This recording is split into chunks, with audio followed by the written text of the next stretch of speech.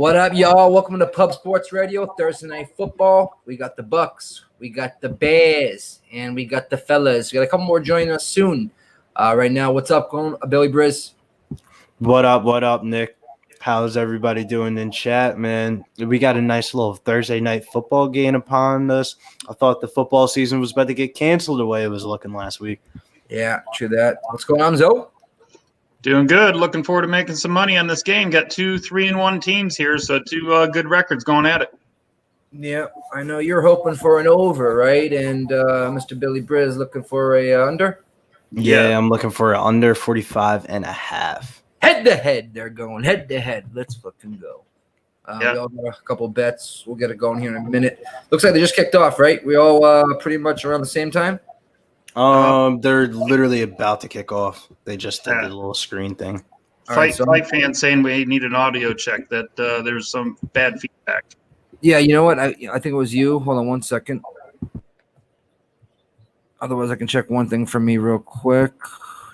Hello. I'm just trying to make sure it's not me. But I don't think it would be with the headphone. Can you guys hear it right now? Can you guys hear it right now? Say yes if you can hear it right now. All clear. All right, it was you, Zoe, but we'll try it now. Say something, Zoe. All right, see how it is now. See if it's bad. Is it okay now? It sounds better, I think. Maybe. Fight fans clearing us all up here. He's at all clear with you guys. I just want to see if it's all clear with me on. All clear. Okay, good. Rock and roll. All right, deep pass. So we start with Tampa Bay with the ball. Yep, out of bounds. One of the most interesting things that I'm looking forward to seeing tonight is Tampa Bay's rookie Keyshawn Vaughn with Leonard Fournette not getting a lot of touches tonight. I think we can see some Keyshawn Vaughn happen tonight, and he was a pretty high draft pick for them.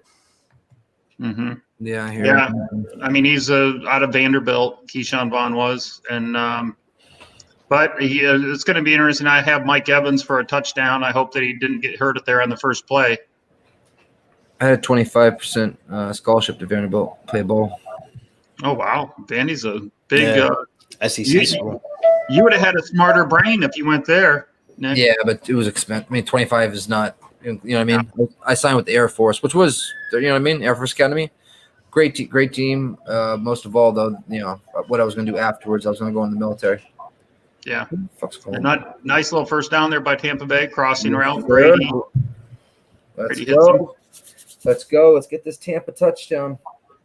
Yeah, so I think people asking what we're on. I think we're all on the Bucs, aren't we? Or are you on the Bears, Nick, or Bucs? No, I got a couple teasers with the Bucs. I got a +3, +3.5, I think, and then I have them at -3 because I bought some half a point, and I got over one and a half touchdowns from Brady, and I also have over 3.5 field goals as well. You love that prop.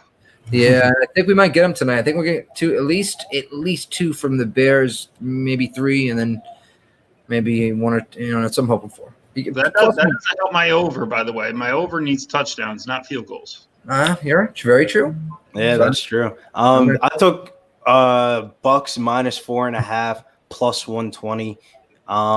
It was a pretty good line in my opinion because I feel like Chris Godwin being out, if he was playing this game, this line would be way different, and I don't think he's worth that many points.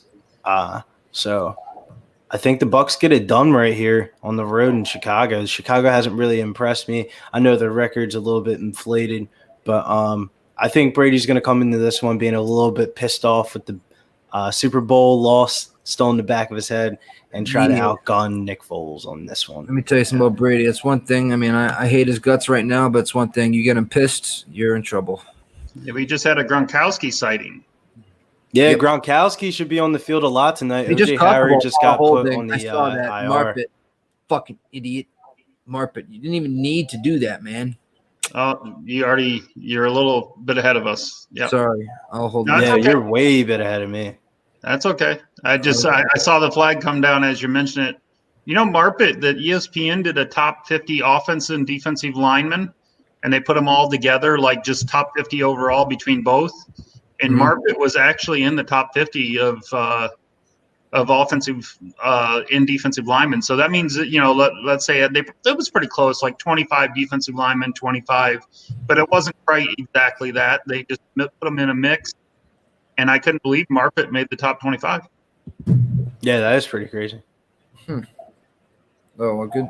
He broke that tackle nice. Oh, well, I'm ahead of you. I apologize. I'm going to pause it in a second. Poor Mo must be not too happy. Tyron Smith just got said he could be out for the year for the Cowboys. Oh, my God. I have him in a teaser, I think. Who? Cowboys. Oh, well, he hasn't been playing a lot anyways. He's Okay. he's always had bad back. He's like a really big left tackle, and he's always had lower back issues, kind of like I do. Yep. But it causes him to miss games, and I can't remember if this is a back or a neck issue. I think it's his neck this time.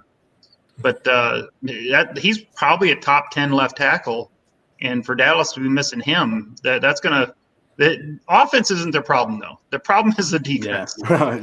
Seriously, their defense is absolutely dog shit.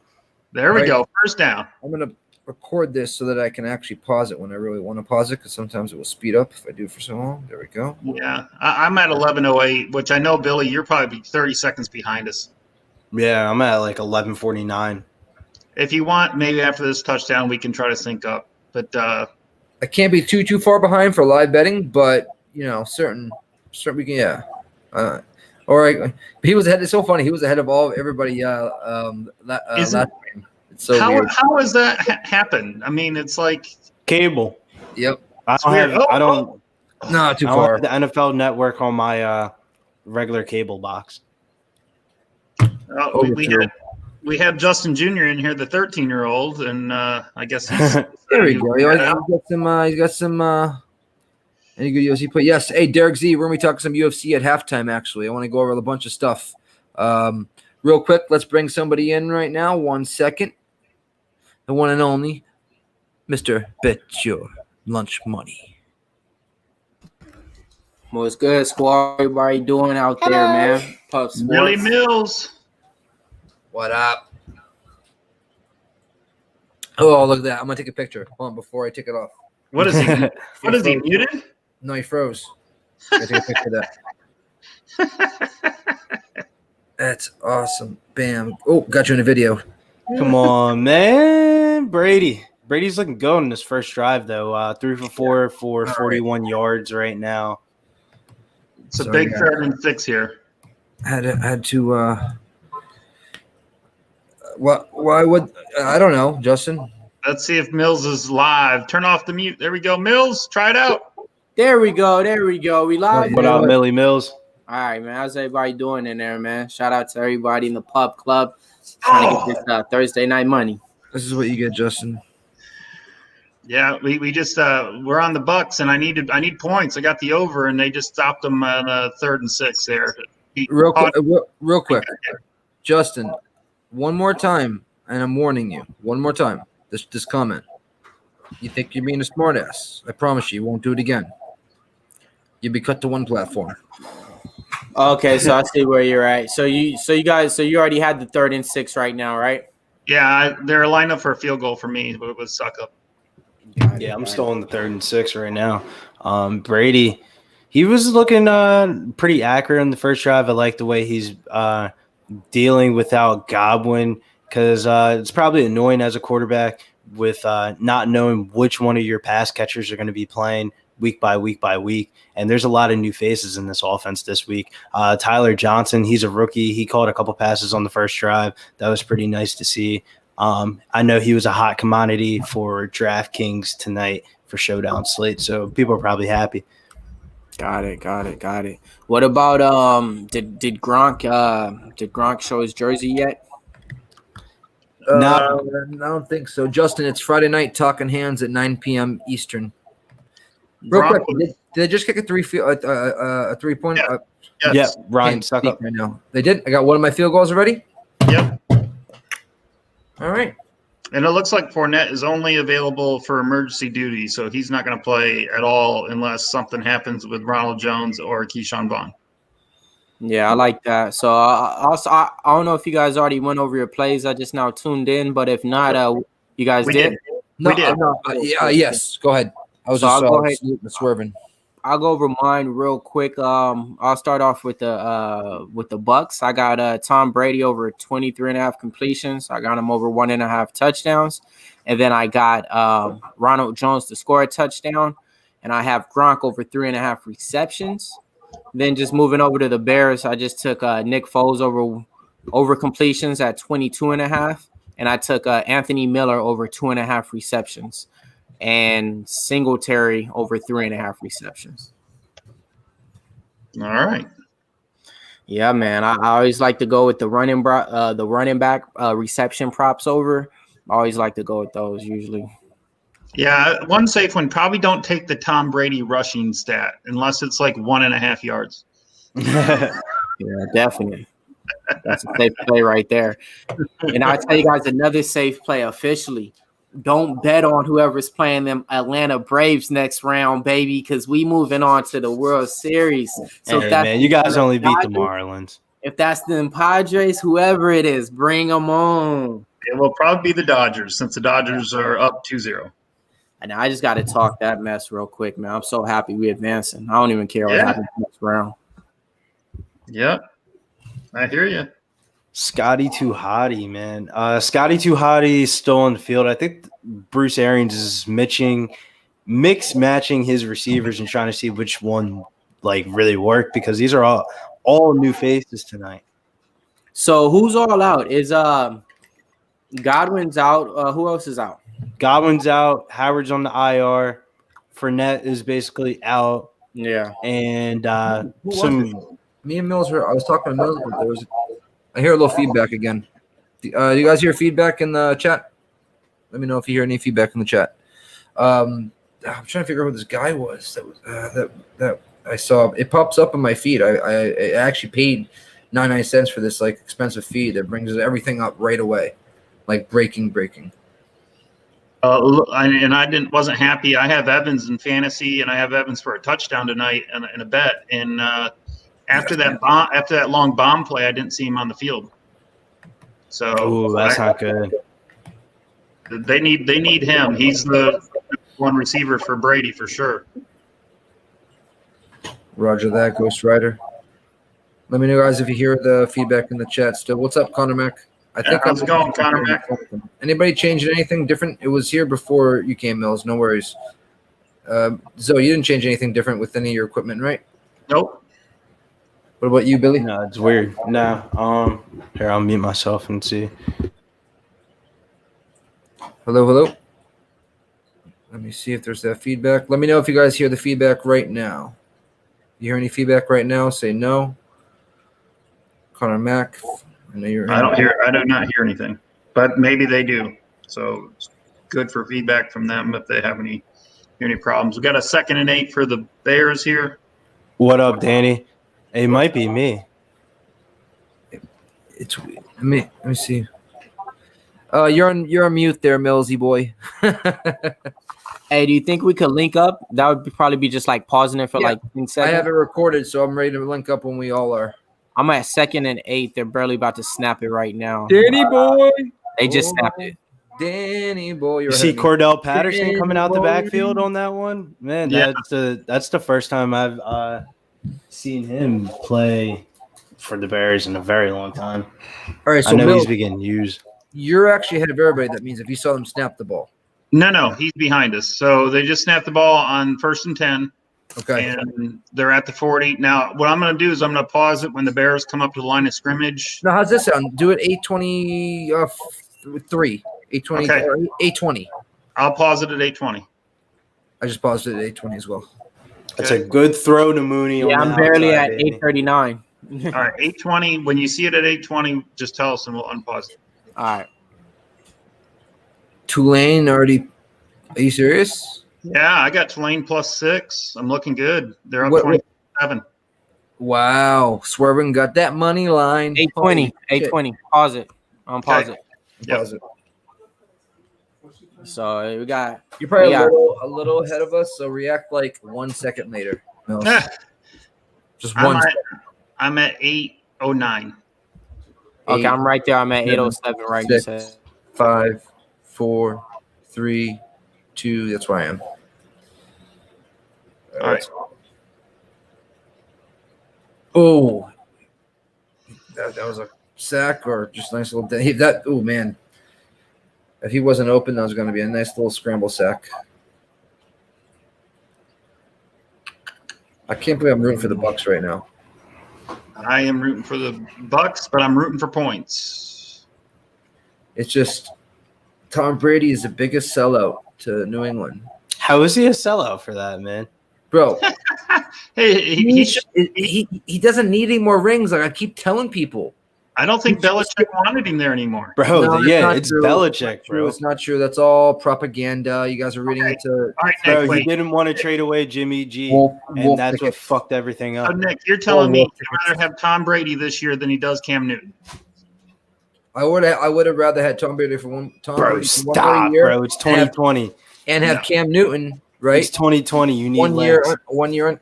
He's still getting it done. No, Cam Newton is a better quarterback right now. Bro, it's Don't get me 2020. wrong. I love Cam Newton. I really do. But I'm talking about in respects to like what he should have just retired then. You know what I mean? No, he's not ready to retire. And if he's not ready to retire and Belichick doesn't want him anymore, this is what Belichick does with all the aging players. I mean, look, Richard Seymour. Bro, that's what Belichick does to everybody. Let go. Fucking Gronk, that's even more of that guy. If I see him in a freaking little pool party or whatnot, I'm gonna snuff him real quick. Okay, hit that. I don't care how big he is, a goofball, for to knock him out. He's same size as me anyway, just a little wider. But that motherfucker retired to party, and then because Brady gets go to Tampa Bay and gives him a phone call and says, "Hey, come to Tampa Bay." He comes over and blows Brady over at Tampa Bay. That's who. Bro, he wants to be at a military boot camp in the NFL, bro. Who? Me? Hey, New England. Who wants to play for New England? Like, why do you think Gronk retired? They only want to play there if they thought they were going to win rings, and I don't think that's the thought process anymore for New England. They got rings for a reason. It's not military. It's freaking what you should be doing and should not be doing if you want to win freaking Super Bowls. But it is not player friendly, and not player friendly. Tom Brady got fed up with it. Bullshit, not player friendly. That's bullshit. So okay, well then you ought to listen to the interviews of the players that used to play for them. Yeah, the freaking the drama queens. No, Brady, the Patriot way, bro. Brady said that up until the last couple of years of their relationship.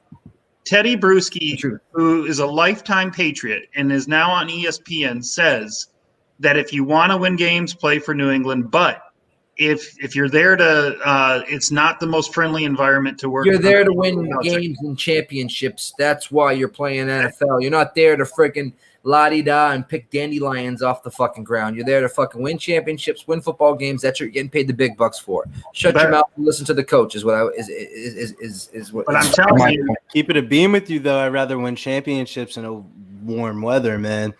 That makes a big difference. True. Man. That's true.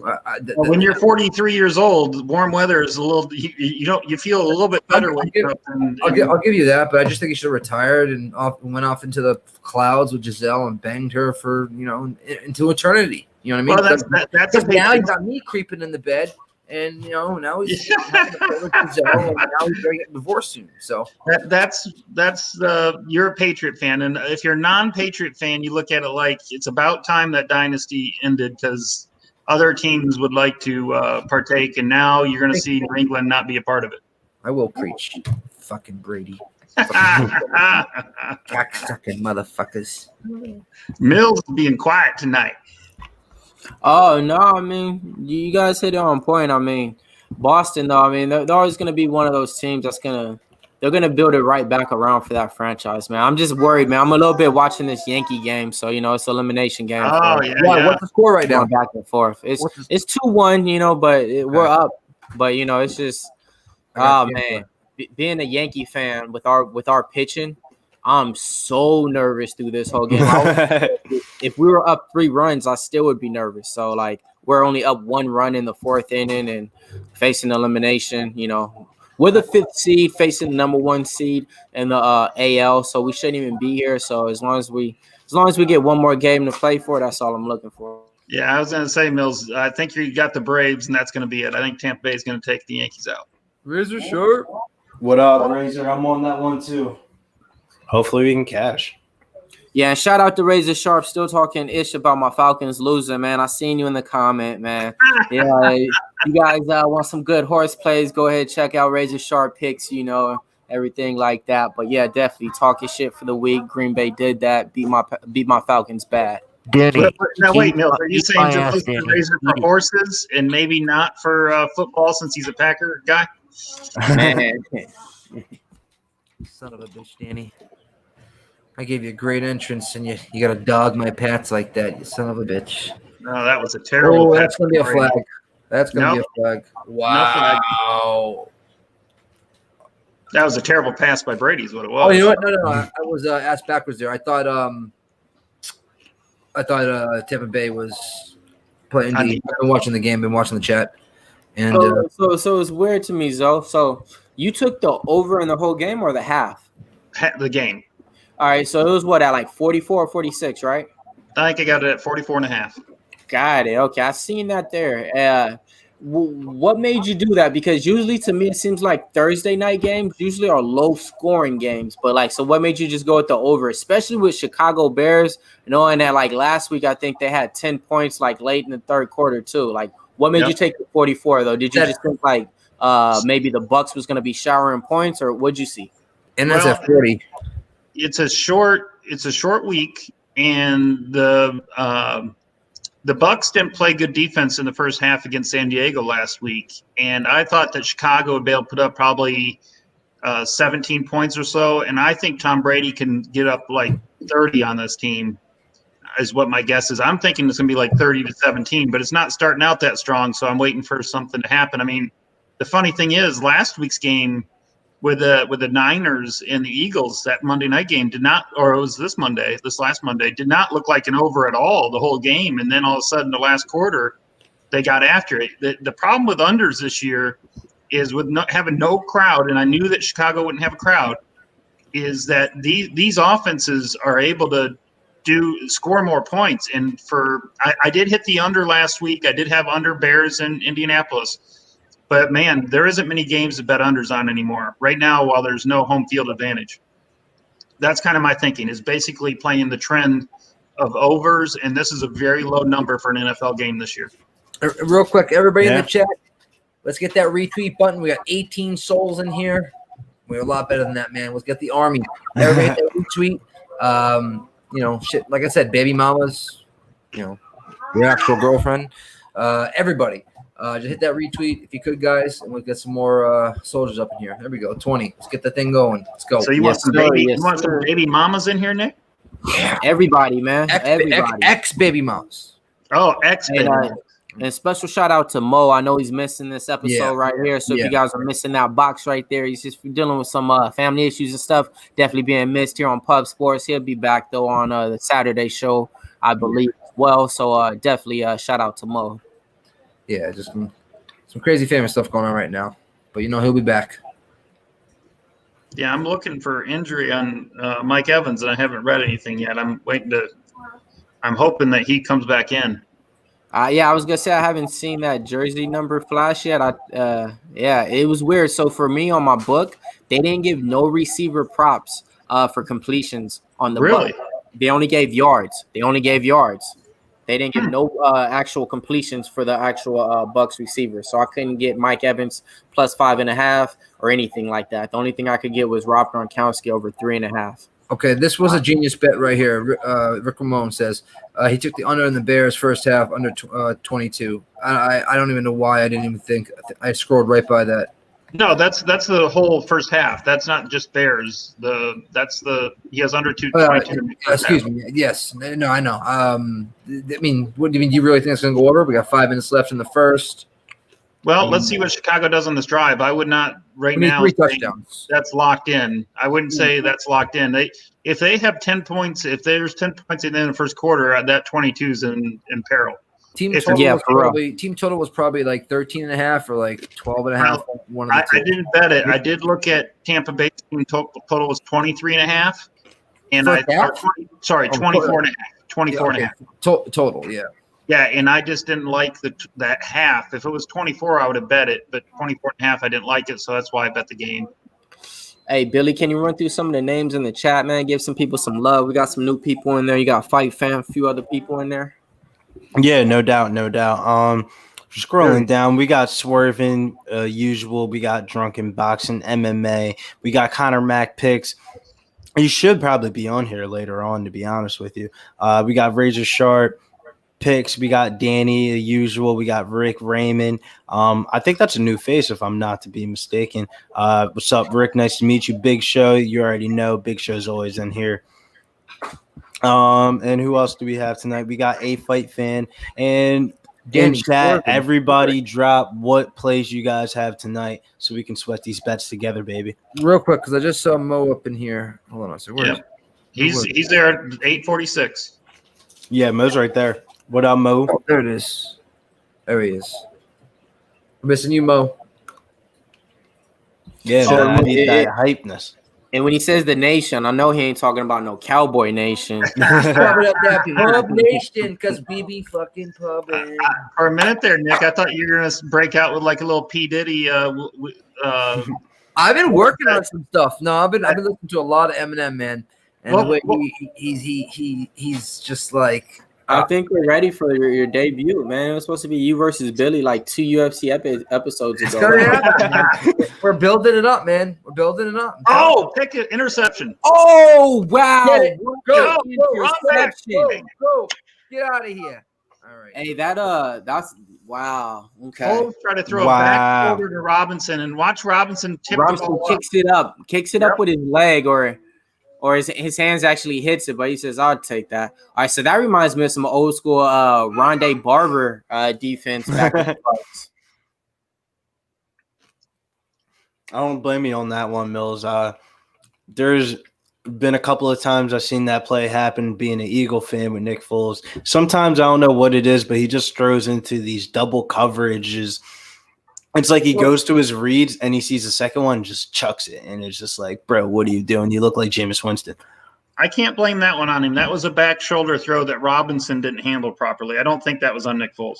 Still double coverage, though. No, single. There was just one cornerback there. He had a safety over the top, but he wasn't near the ball. If you watch the replay, it's just the cornerback and them in the pitcher, and then they're probably a safety coming over the top. They probably run it too deep zone, is too deep man-to-man is my guess. Jeff, you're not alone. I do think Nick Foles is a little bit overrated. Being an Eagle fan, you always hear people say every week, man, I wish we still had Foles. Wentz isn't cutting it, man. They just don't know football, man. Nick Foles, how do you break a touchdown record for the Eagles and you don't get signed as a re-signing, and then you get signed back to the team 2 years later? That just shows the type of career Nick Foles has. And Mills, you already know, Gardner Minshew, you Jacksonville Jaguars fans are glad as hell y'all found Gardner Minshew. He's Bills Mafia from now on. I mean, he stunk up St. Louis Rams before that. Division. I mean, yeah, Nick Foles is nothing like that. Like he had his best years when he was under that little first Eagles run. You know, they thought that they can develop something. Then he went to the Rams, showed exactly who he was.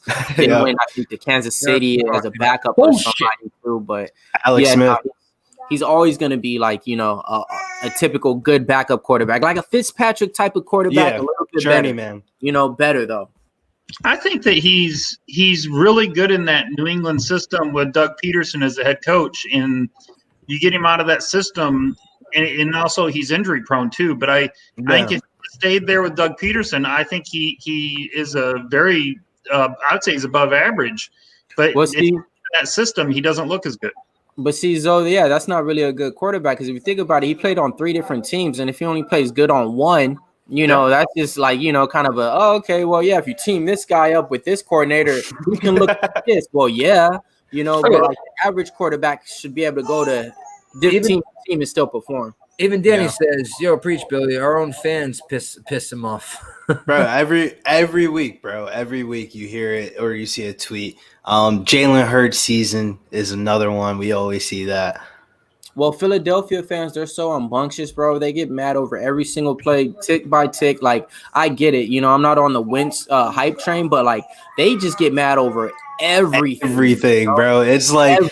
It's like somebody slips on a banana peel, bro. It's over. Like, the Philadelphia fans just don't know how to, like, handle football games, man. Like, our offensive line is so depleted right now. We shouldn't even be able to compete in a football game. And, like, the answer just ain't bench. They always think, oh, bench this player. That's not really, like, just the – yeah, that's just not the answer. You know, of just it's like, okay, you're gonna people. bench him for. It's the reason why the guy that's not starting is on the bench. You know, but yeah, Philly Mills, you should have seen draft day, right? We drafted Jalen Reagor. He was more of a lower graded wide receiver rather than like the popular Justin Jefferson. Bro, people were livid. Like, it's crazy, man. No, and they should be though, because that's bro. I'm the same way. Jalen Reagor is a better football player than Justin Jefferson, bro. Man. I get it though. Reagor looks like he's gonna be a dope addition, but yeah, that pick right there at that spot, there was no receivers that was gone yet, I don't think. And I think like he was the first receiver to go or second receiver, and yeah, that was like a shock. That was like, yeah, man. That was good. Mile High Poe, welcome to the club. The reason why Bear fans get excited about Nick Foles is because we have never really had a viable QB. Hey, nah, man. Smoking Jay Cutler, that was my boy back in the day when I first started playing fantasy football. Jay Cutler? Yeah, bro. He would go undrafted every year, bro. And I would just scoop him up off. Did you take a picture with him or something? And that's why he's like. So we got second and goal right now. We got Tom Brady, about to drop back. I need to get Ronald Jones a score or Brady a touchdown. All right, those it. Man, come on. Nick. He rolled in. What do you mean? He didn't catch it. No, he didn't catch it. Oh my lord, Nick, though, you never seen Jay Cutler's TV show on E with his wife? The one with the work. It's probably good. I mean, I like. Bro, that shit is so funny, bro. I like reality shit. Man, I keep forgetting. We both need that over 1.5 touchdowns from Brady. Oh, that was a catch. That was simply. Oh my god! What do you mean? He caught it. That's a catch.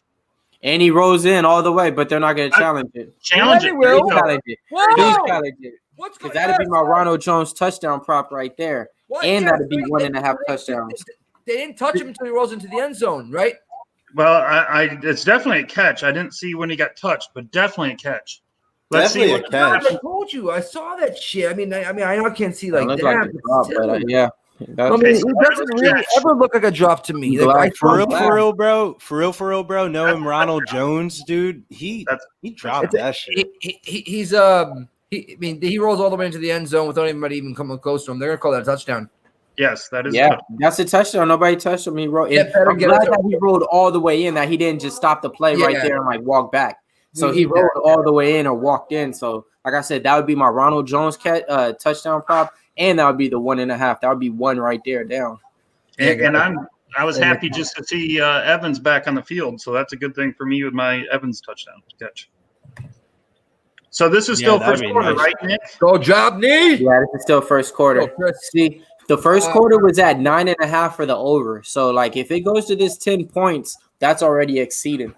Yeah, and I think that sets it up 2 touchdowns. Like, if each team gets a touchdown in the second, you're at 24 right there. I mean, the Bears were moving the ball last possession, so I think it's going to start to open up here a little bit. What's the live bet? Well, live bet right now. I'm saying depends on the caller. What's that? If they were smart, they would put it up right now and try to trick some people. You know what I mean? Yeah. Smarty pants. My Tulane is only up 10 now, 24-14. Do you guys remember, like, the draft that, like, see, this is what I was going to say, Billy, like the Philadelphia receiver thing. It could maybe prove out to be, but it kind of reminds me of the draft that this team drafted a quarterback from a college that doesn't produce football players from North Carolina with the number 2 pick, and they picked him over Patrick Mahomes. I will pull this shit out now. They picked Matthew Trubisky over Deshaun Watson and Patrick Mahomes. Not even comparable, bro. Jalen Reagor is probably by far fastest player in that draft. All I'm saying is to me is like it kind of reminds me of that with the names and everything of the people that you got right there in that Name draft. brand value. Yes, like to where it's like, okay, you can get Deshaun Watson. You can get Patrick Mahomes actually came out of nowhere. Everybody was surprised that the Chiefs actually traded up and didn't get Deshaun Watson. They actually got Patrick Mahomes still from Texas Tech, I believe. But yeah, like, man, that's amazing. Yeah, big show for sure. Bro, I'm telling you, let me show you this right now, and I'll tell you the reason why we drafted him over Jalen Rager. It went to 45. So that's a Position. touchdown. If it went to 45, it's got to be a touchdown. Yeah. Look at his workout metrics from the combine, and he was hurt at the combine. The burst score, 98th percentile, 70th percentile speed score, 74th percentile 40-yard dash. They put him on the fucking 2. All right, so let's go 3rd and goal real quick. Bullshit, bro. They're gonna run the ball in, man. That's horseshit. I don't know. 3rd and goal, they're going to throw 3rd it. and goal.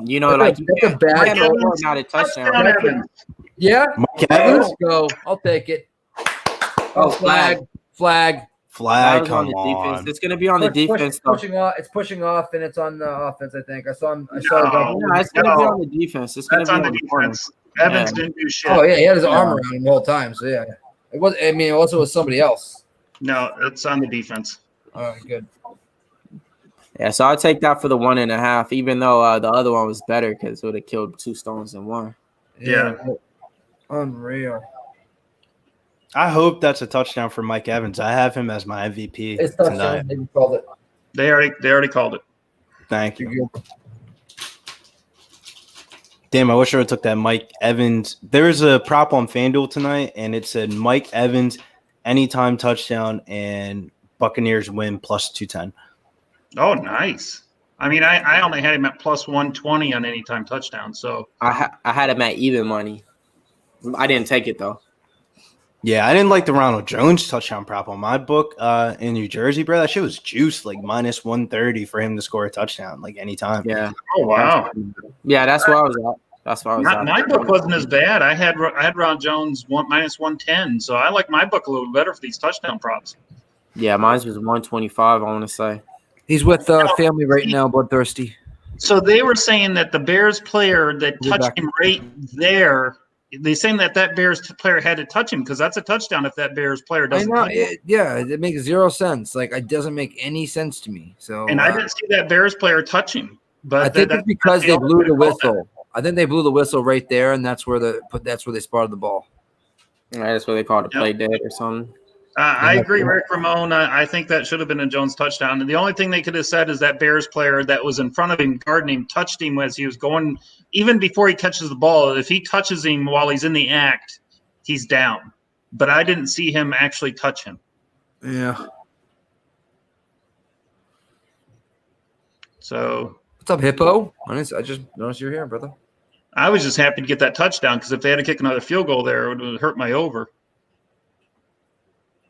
Oh, nice run back by Cordell. Oh, that's not good. No, it's pretty Cordell crazy, though. One of my people on my Twitter, he mentioned me and told me to play Tyler Johnson tonight. Man, I wish I would have listened to him on FanDuel, dude. Dude has 2 catches for 52 yards already. Yeah, I mean, he's playing well. Yeah, Yes, the rookie that's so making his cool. first appearance of the whole entire season, man. That shit's crazy. Can you imagine making your appearance first time all season? The most you've seen in the NFL was just your iPad stuff and shit like that. Are you sure? Because I thought I saw Tyler Johnson last week in the San Diego game. No, he didn't play. Chinese food. Shit. Then they must have been talking about him as Scotty Miller got hurt or something because I heard his name last week. Yeah. Yeah, that's probably what it was because this is his first appearance tonight. It's really weird. There's a lot of people.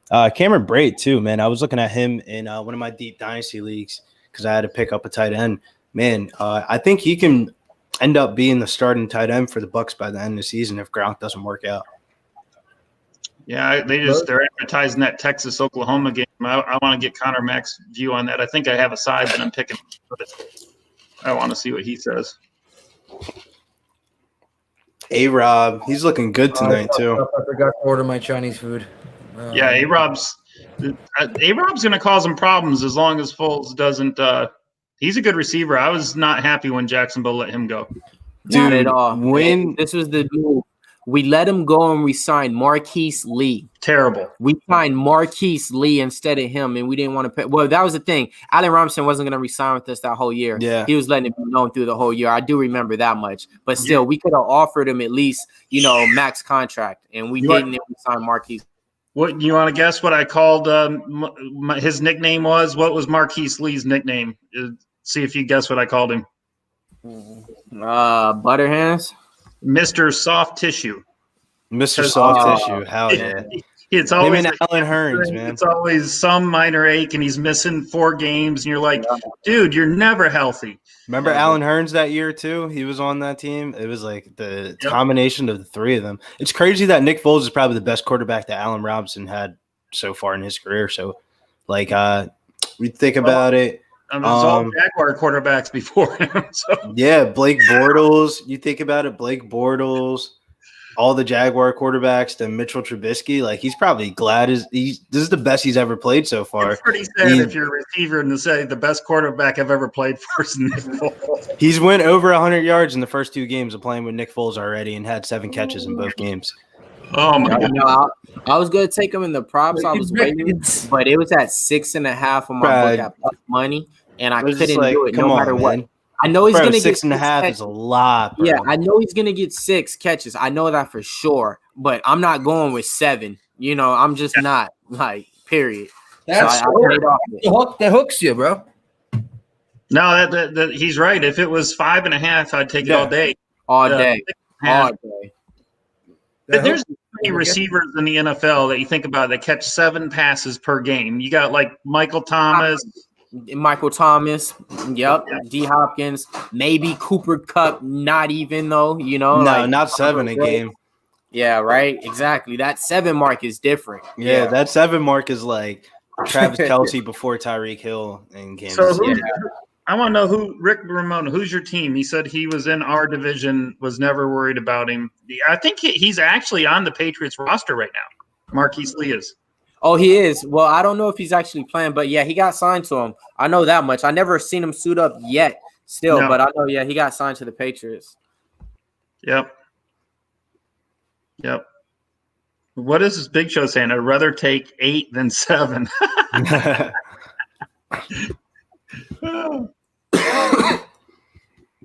Oh man, yo Mills, how do you feel about this? In my dynasty league, we have to start like 4 flex, so it gets like real ugly, dude. And I bought Zacchaeus off my taxi squad this week, and I'm thinking about getting him to start in the flex. Oh my gosh! From the Falcons. From the Falcons, well, it was wide open. The only way is if everybody's still hurt, I don't think Julio's playing. Got it. So I mean, if something like that, then yeah, that's kind of like a good one. But if everybody's like full-fledged, Gage, Ridley, Jones, I mean, look at how wide open Mooney is here, and Foles misses him by 10 yards to the right.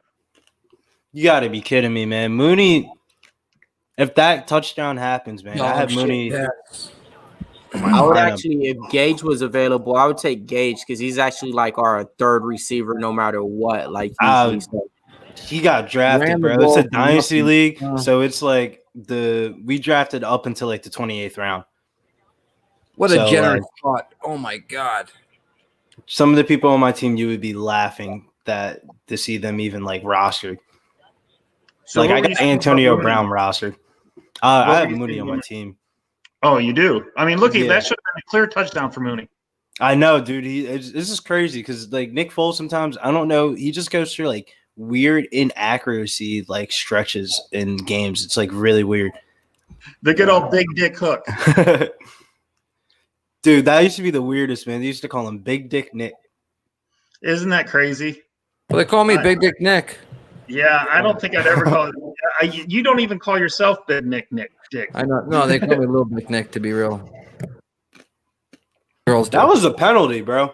He held the shit out of his jersey actually on that. That sounds like something Mo would do. Big Dick Mo is what he calls himself. How do you guys feel so far about this game? About the Bucks being, Super Bowl contenders, everybody's saying, but 10-0 to the Bears. You guys feel like they should be up a little bit more? Or do you guys feel like the game is playing out like it should be? I think it's playing out about like it should be. I don't think that there's no, I think the Bucks are probably their Bucks defense. I don't think it's as good this year as it was in the year before. They were their cornerbacks though. Their secondary is a lot better than what it used to be though. Yeah, but last year they were like the last 8 games last year. That Tampa Bay getting sacks, right? They were the real deal. Yeah, they were getting sacks. I remember. Yep. Mills, to be honest with you, it kind of went how I predicted. Like the Bucks kind of getting up a little bit early, the Bears struggling to score a little bit because they got a lot of new pieces in their offense as well. It didn't really show in the injury reports, but this is like the second week in a row that they're trying out new things at different positions and stuff like that. Like Darnell Mooney, I think this is his second or third week playing, and you're seeing less snaps for a guy like Anthony Miller, who's like their slot wide receiver or something like that. So dang it, I didn't know that because I got Miller on reception. So so that's what's going on right now. Is they're playing other people, pretty much even over Miller. Yeah, dude, they're trying. Like you'll see Cordell Patterson in the backfield. Sometimes he'll line up at receiver. Right? Yeah, sometimes he'll line up in the slot. Like how they like to do that with certain running backs, like Kareem Hunt or something like that. Timeout. Slaughter needs the Bears to score here. Officially, timeout. Wait, give him the timeout. Give him the official one. Yeah, it did not happen. It's already over. They punted the ball, Nick. Yeah. Oh shit. All right, hey Nick, just to let you know, our book you could live bet right now, so you can bet like this team will score on the drive right here, or the other team won't score, stuff like that. Just to let you know too. Is that it? That's usually it. You could just say like, yeah, this team will score on this drive, or the other team won't score on the drive. I need to talk to. I'm not gonna say his name. I need to talk to Joe Smith about this live betting situation here. I need more live bets. Who is Joe Smith? So it's a made up name. Italians You're not supposed to know. Is that your invisible friend, Nick? Has that been your invisible friend that's with you all the time since you're wanting more friends? Yeah, he's on the right to me right now. He talks to me. Got him. Since he wants more friends, it's not a guy though. It's a girl. Oh, she blows me constantly. Jeez, that's nice. You have one that's invisible that blows you constantly. Yep. I'm a special kid. Special. I've always said that about you, but I didn't want to tell you to your face that you're special. Thank you. No, that's a compliment. Yeah. What are you talking about? You're very special. I'll take that all day long. Yes, sir. Yes, sir. Hey, shout out to Pub Sports right now. You definitely got some of the best content coming out tomorrow. Billy, can you tell them one of the MMA shows that's coming out called Talking Hands and who's going to be on it and what they're going to be discussing? Yeah, Talking Hands is tomorrow, right after, I want to say Sex and Talk. I forget the show that comes on before Talking. Yeah, Sex in San Antonio. They come on right after that. And then, dude, Jeff and Preston have just been absolutely murdering these cards of recent. So hopefully we can tail with 13 fight cards on this card. There's going to be a lot of fights and a lot of shit going on. And then coming around like noon or around like that time that people get off of work, I'll have my DFS video up for the weekend so people can, even if you don't play DFS, you can kind of gauge what type of player props that I'm leaning towards from the video. So I advise everybody to watch that, because if somebody's 90 to 60% owned in like a DFS slate, then their player props are probably going to hit as well. So it all kind of works like full circle. Yes, sir. Yes, sir. Thirsty Thursday. I definitely feel you on that one, Danny. Yeah, tomorrow's Talking Hands is going to be fun. Yeah, so I mean, we got UFC coming up. I'm talking about Corey Sandman Hagen versus Marlon Moraes. Who you got, bro? I have to watch the weigh-ins. No, I'll bring the best fight odds up real quick. I'll give a couple leans. I'll give you my lean, Mills. You know what? Let's do that at halftime. Let's do a special halftime UFC thing. You want to do that? That'll work. You know what I mean? Yeah, I'll save my answer for halftime, but you know who I'm leaning towards. I know we all got a bunch of UFC fans and NFL fans in the chat. We'll do some UFC looks at halftime, guys, and a couple props. Yeah, I still haven't bet anything for this week yet, man. I don't. I bet quite a bit already. Yeah, I'm with you, bro.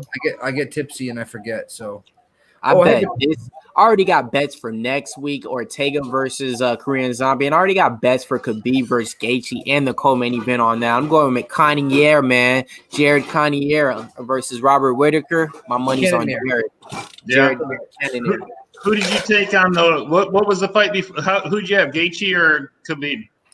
Oh man, I had to play Khabib at minus 280 straight. I'm not even messing with that. And then I'm probably gonna even feel a little bit more comfortable once the fight comes around and put another half unit. But yeah, I got Khabib. I feel like Ortega next week against a Korean Zombie. I don't either. I haven't fought in a while. Korean Zombie, he has fought more recently, and I don't know, man. I just don't like Ortega against Korean Zombie. Korean Zombie, to put him out, you have to literally like knock him out, and Ortega's not knocking anything out, bro. And he's not gonna submit him and take it down and do so forth. He could submit him, so don't say that. He definitely could, but that's his only path to victory. Real quick, I want to bring something up before we get into more UFC talk. I'm gonna bring myself up. There's a that's a first down, guys. You think so? Well, let's see that foot. Where's that foot? No, it's not. No. His foot stepped out before he stretched the ball out. All right, so now we have something. See if you guys can see it. It's called the junk mirror. They made for me. Okay. Oh wow! It's gonna be on the screen soon. Oh yeah. There's four different levels. Yeah, and then it goes to there. Hey guys, we got to. As you Tampa probably know, keeping the offense on the field for a 4th and 1 at their own 20. We're not there yet, guys. So we're gonna have that on the screen soon. The junk meter. That is hilarious. But Zoe, that is such a rookie move. Did you see the way he twisted his body? If he twists his body the opposite way, he gets that first down. Yep, but I can't believe they're going for it. This is nuts. They took a timeout to go for this 4th and 1 at their own 20. This is ballsy. For my over, I almost hope they don't get it because I need Tampa to start scoring. So I need the Bears to get a few points on the board here. I don't blame you on that one. I think this is one of the type of games you just want points on the board one way or another. Yeah, but I'm going to be curious to see. I wonder if the Bears called timeout too here, or they're going to. I want to see the lineup here. They got to run the ball here. You'd think they're not going to throw the ball in 4th and half a yard. Damn. You got Tom Brady, the GOAT. I hate fucking saying that. Oh my god, I'm gonna throw up in my mouth. Mike Evans, 4th and 1 right here. Just go for the points and let's get our 3.5 field goals. Watch your QB sneak up the middle. Listen to this FanDuel boost tonight, dude. He's a big dude. You got it. That's what Brady does all day. Oh, he got it? Yep. He got it. You got it. None behind you. By Nick. Tom Brady, as bad of a rusher as he is, good QB he is probably the best sneak quarterback in the NFL. Him and Drew Brees. And he doesn't fumble it either. I think he's the best. I think he always – I mean, in New England, he would line up to do a sneak, and he could get like 1 or 2 yards. Sneak. Yeah, he would go for like 1 or 2 yards even on a QB sneak, right? Yeah. I mean, he's the best. He knows how to find those holds, and he's probably the worst rushing quarterback in the NFL. I was going to say, Zoe, right? He could get 1 or 2 yards on a QB sneak, but if you had a prop for Tom Brady over 1.5 rushing yards in the game, you'll probably lose it. Yeah, unless he has a probably like that. Probably. Yep. I wonder what Tom Brady for a rushing first down. Do they even have that? Nah, they probably don't even pop that in the. That sounds like a Super Bowl prop. Hey, Bob. Yeah. Well, it should be. What up, Bobby Lee Swagger? What are we on tonight? We're on everything, man. We're covering this Thursday night football. We're covering a little bit of the Yankee game, covering a little bit about the Dodgers and the Padres coming up. And yes, we will be going over UFC. What's the score of the game right now? The ball game. Yankees still 2-1 right now, bottom of the 6th. We got 1 on base, 1 out. So Still just want to keep it. I want to get some runs on the board, man. Yeah, me too. For Tampa Bay, we're head to head right now. Big Bro, Joe's you're not a already Tampa the Bay Lakers. fan. You're a Boston Dead Sox fan, bro. Your Red Sox suck, Lucky bro. this was Bobo Stick to Ball, otherwise Boston. it'd been different. But I can tell you this much. Home run, baby. Let's go. Glaber Torres, 2-run home run. Let's go. Right when I'm about to talk some go. shit. A 2-run fucking home run. How many? Yankees. 2? Talking 2-1? that poisonous stuff. 4-1. 2-run. Glaber Torres. Let's go. So it's a 3-run. It was 3-run home run. 2-run home run. One was on base. It was up 2-1. Now it's 4-1. Okay. Oh, catch first down. Yeah, but there's a penalty. It could be offensive. They could have ran a pick on that. I'm curious to see what that penalty is. Hey, Zoe, you want to know the best thing about baseball when you hit a home run? What's that? No penalty and no instant replay. You can't challenge that, folks. You can't challenge that, man. True. You cannot That challenge is very funny. Face mask on defense. Oh, let's see where the face mask is. If it's on Evans on getting off the line of scrimmage. Yep, right there it is. Hell yeah.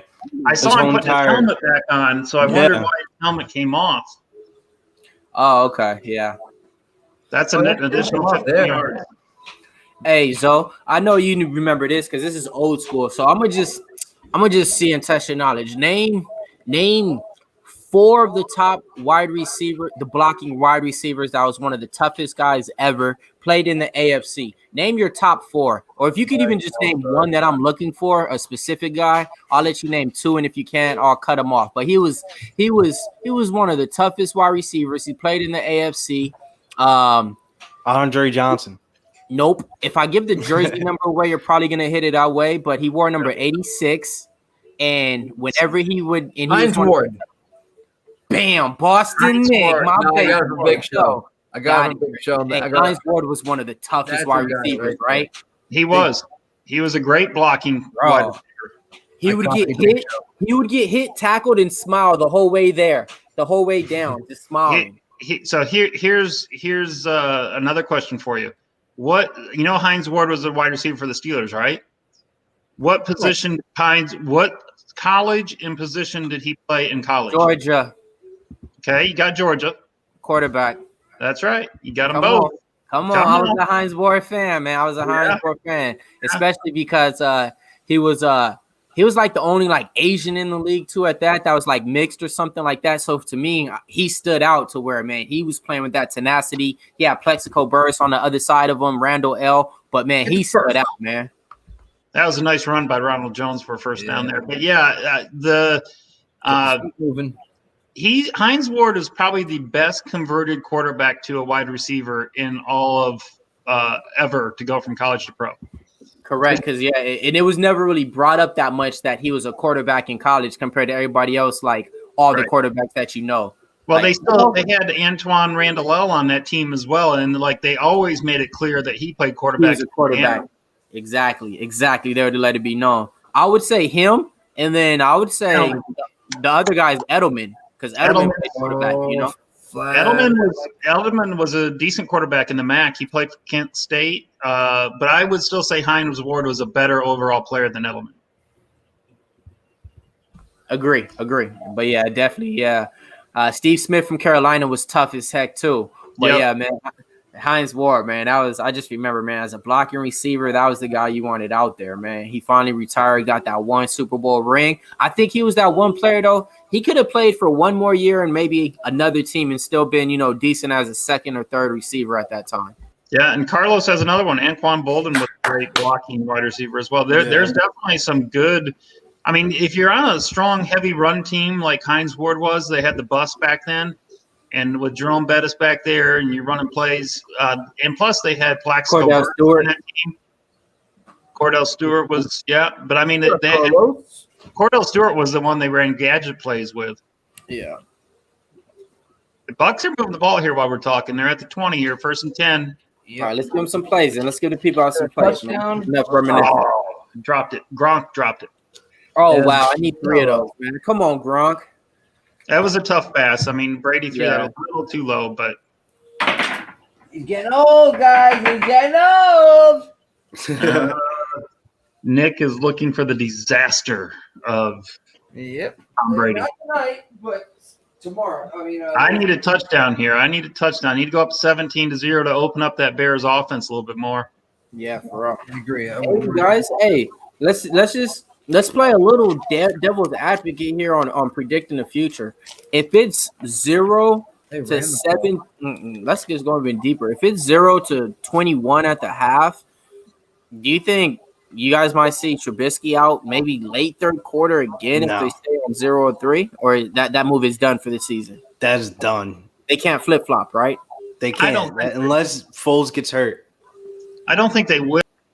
Playing terrible. You never want to go back to the quarterback that you took the starting job from. But if Foles starts playing, 3 interceptions with no touchdowns or something like that, they may bring him in. But it'd be dire if he gets proven. Oh, Brady, come on. Here's your second field goal, Nick. Yep. Oh, man, overthrown in the end zone, man. Come on, Evans. That was Brady's throw, though. Evans couldn't have got to that ball. Look at how high he throws this ball in the replay. He just had no – he'd done better to loft it and let Evans go after a 50-50 ball. Big Show, you better took that over 3.5 field goals like we always do, baby. I think the time of possession is going to be a big key stat so far. It's been 3-1 Tampa Bay with the time of possession with the ball in their hands, which is pretty crazy so far with 2 minutes and 7 seconds left. Split them. What was two? I have 7:03. What are you talking about? 2 minutes and 7 seconds, Billy? Not 2 minutes, 7 minutes and 7 seconds. Yeah. Long day. So you see Connor Mack had hit the like button for these bums. Hey, I've been called worse, Connor Mack. You can call me a bum all day. What? No. I thought it was Benson Milk. Hey, a few events we got going on. So we got Bellator this Saturday too, you guys. Oh, really? MVP. Yeah, we got Michael Venom Page fighting on the card. We also got Czech Congo versus Timothy Johnson. What I did already, I took MVP at -230. He's already up at a -280 right now. So that was one of the plays that I went with on the Bellator. I don't even know if that's the problem with my book is I don't think I get Bellator till tomorrow, which sucks. Oh wait, I might be there. Is it Bellator 248? Yeah, it starts at like 11:30 in the morning tomorrow. I want to say. Correct. Yeah. He's actually no. It starts Saturday morning. Saturday. He's actually up to 305 now, Mills. See, yeah, I knew when he came out, I was just like, But I'm like, 9 times out of 10, this is MVP. I'm gonna get it right now because I know it's gonna go up to 300 because everybody's gonna bet him once they know that's out on the board. Guess what? He's fighting a legacy champion, so I'm gonna put him with a UFC. I wouldn't touch him. He's a disappointment. I like MVP. Last 2 fights, right? I like MVP. No, he only lost 1 fight, and that was a sporadic, dramatic knockout out of nowhere that Douglas Lima just hit and it just knocked him out. That was his only loss. No, I'm gonna parlay him with a couple of the fights from tomorrow here. I think I'm gonna put him with Aspinall. And I got to pick one more. I like my girl Tracy Cortez, man. I already have Tracy. You're going to lay the chalk? Oh, yeah, just one. Yeah, I'm laying that chalk, baby. Already laid the chalk. Man, you guys don't even want to know, man. I got it early, man, so I feel bad if I would have waited. But if I would have waited, I like Tracy Cortez, man. So how early did you get her? What odds did you get her at? Man, you don't even want to know. It's going to hurt. I got her at -240. At minus what? 240. No, she's minus 200 now. Yeah, I know. I got her at 240. That's why he said it's going to hurt. Yeah, you thought it was going to go up higher? Yeah, I thought it was going to go up higher. Yeah. I thought it was going to get to about 280, so I was like, all right, let me do that now. And now I got Impa at 240, but he's at 250 now. I'm good with those plays though. So like I'm good with those price tags on those plays. I'm not good with anybody else on the card for those price tags though, to be quite honest, on 240. But those two I am. So I just put Tagir with Aspinall and Page is my parlay, and it's going to be like minus 125 or something like that. But I feel very comfortable with Aspinall and Tagir winning. Yeah, those are like feel you on that.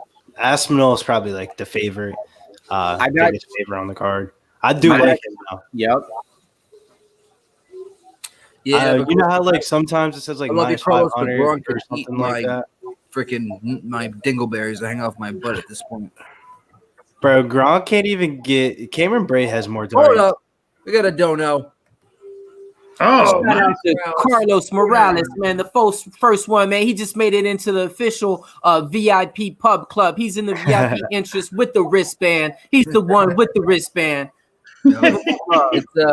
It's listen, guys. We don't expect you to donate anything, but if you have it, Much it goes appreciated. right to Pub Sports Radio and building the brand. The last month we've been really hammering at it. Last 5 weeks, you guys have been the shit, man. If it wasn't for you guys in the chat, we wouldn't be here. End of story. Point blank. Mic drop. So we'll wait till halftime. I want to talk about Zalal Yeah. a little bit because that's an interesting discussion. Zalal's fight. I want to talk to you guys about it. Okay. Yeah, Rick Ramon. I'm with you on that too. I'm with you. I hear certain people predicting and saying Eager has a chance, this and that, but I'm gonna be honest. I'm not letting this sway away from my opinion still, and I feel confident in the Cortez pick, man. She gets you up against the cage. She grapples a lot. She's tough. Like I like what I've seen. Did she so lose far. her last fight though? Nah, she's undefeated in the UFC, man. She beat up your girl Agrapova, and then she beat up Vanessa Malo. Mello. Yeah, there you go. All right, yeah. But I don't Did she? know. When did she beat up Agapova? Not in the UFC, right? The Contender Series. Yes, sir. I mean, the Contender Series is basically a UFC fight, to be honest with you. It is, but it wasn't on a UFC card. It was on a Tuesday. Is what I was trying to say. Hold up. But Don't ask what I'm me saying to is tell. like for the For the people five- that like real quick. We keep on pubbing. Don't ask, don't tell. $5 don't know. Hey, you guys the Thank shit. you. Let's Yeah. go. But no, what I was saying is, see, for me on this card, like the people that's a minus 200 favorite compared to putting on Barboza, that's a minus 240, stuff like that. I feel more confident putting on Tracy Cortez at minus 200 or 220 and putting on Impa Kasaga at minus 240 than I do putting on like Nascimento over Dawkins or anybody else who's a big heavy favorite on this card. So that's Actually, My shuffle. I took the dog. I have Marcani against. I bet him against Barboza.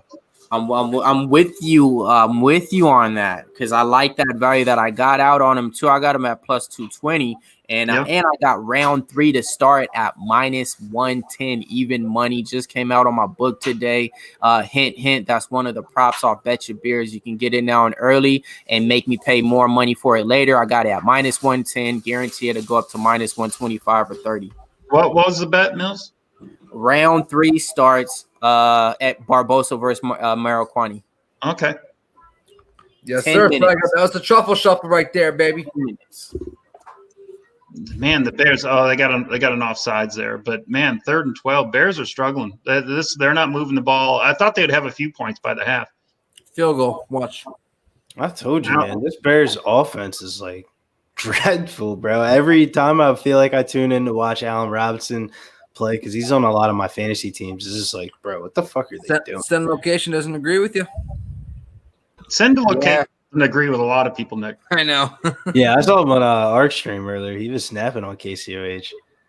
Yeah. No, it's all about disagreements. We don't gotta agree. You know, but that's the whole thing about the show and everything about that's in MMA, you know, like, but you know, like for the people out there. So I mean, I get it. You know, Eager has judo in her background, this and that. How many other UFC fighters have judo in their background? So I mean, like, why are you guys so confident in Eager? You know, what if she's shown you guys to even make you question Cortez too much? That's my whole thing too. I like Cortez, so I think you're on the right side there. But you know, the funny thing is when other people take Eager, whoever wins, hey, if you beat me, hey, you got money from your book. Good for you. Yes, sir. Exactly. Yep. That's all it comes down to is beating the bookie. So yeah, if I didn't win and you won, hey, we beat the bookies. That's all that matters, right, Nick? Oh, that was a nice play to Montgomery. Yeah, dude. Montgomery's receiving prop was at like 33. I felt like I should have taken the over on it, but I didn't know if they would use Cordell Patterson in like the 2-minute drill or something like that. But Montgomery should definitely have a nice little day receiving wise. Can you check it for me? Because I got him over 3.5 receptions at plus money. Yeah, I can look. Well, I can tell you that with Cohen being hurt, you're seeing Patterson a lot more in the backfield. Where's he at? Let's get in field goal range, fellas, and that's all I need. I want a touchdown. They are in field goal range, but a little closer. They're closer now. And then guess what, guys? Out in chat, if you guys need a bookie or something like that to play some of these bets that we're giving you guys for props and stuff like that, and if you're like, where can you bet? I'm pretty sure Boston Nick can give them a website to go to and a code to drop in the link to go ahead and get some money off. Yes, sir. MyBookie AG.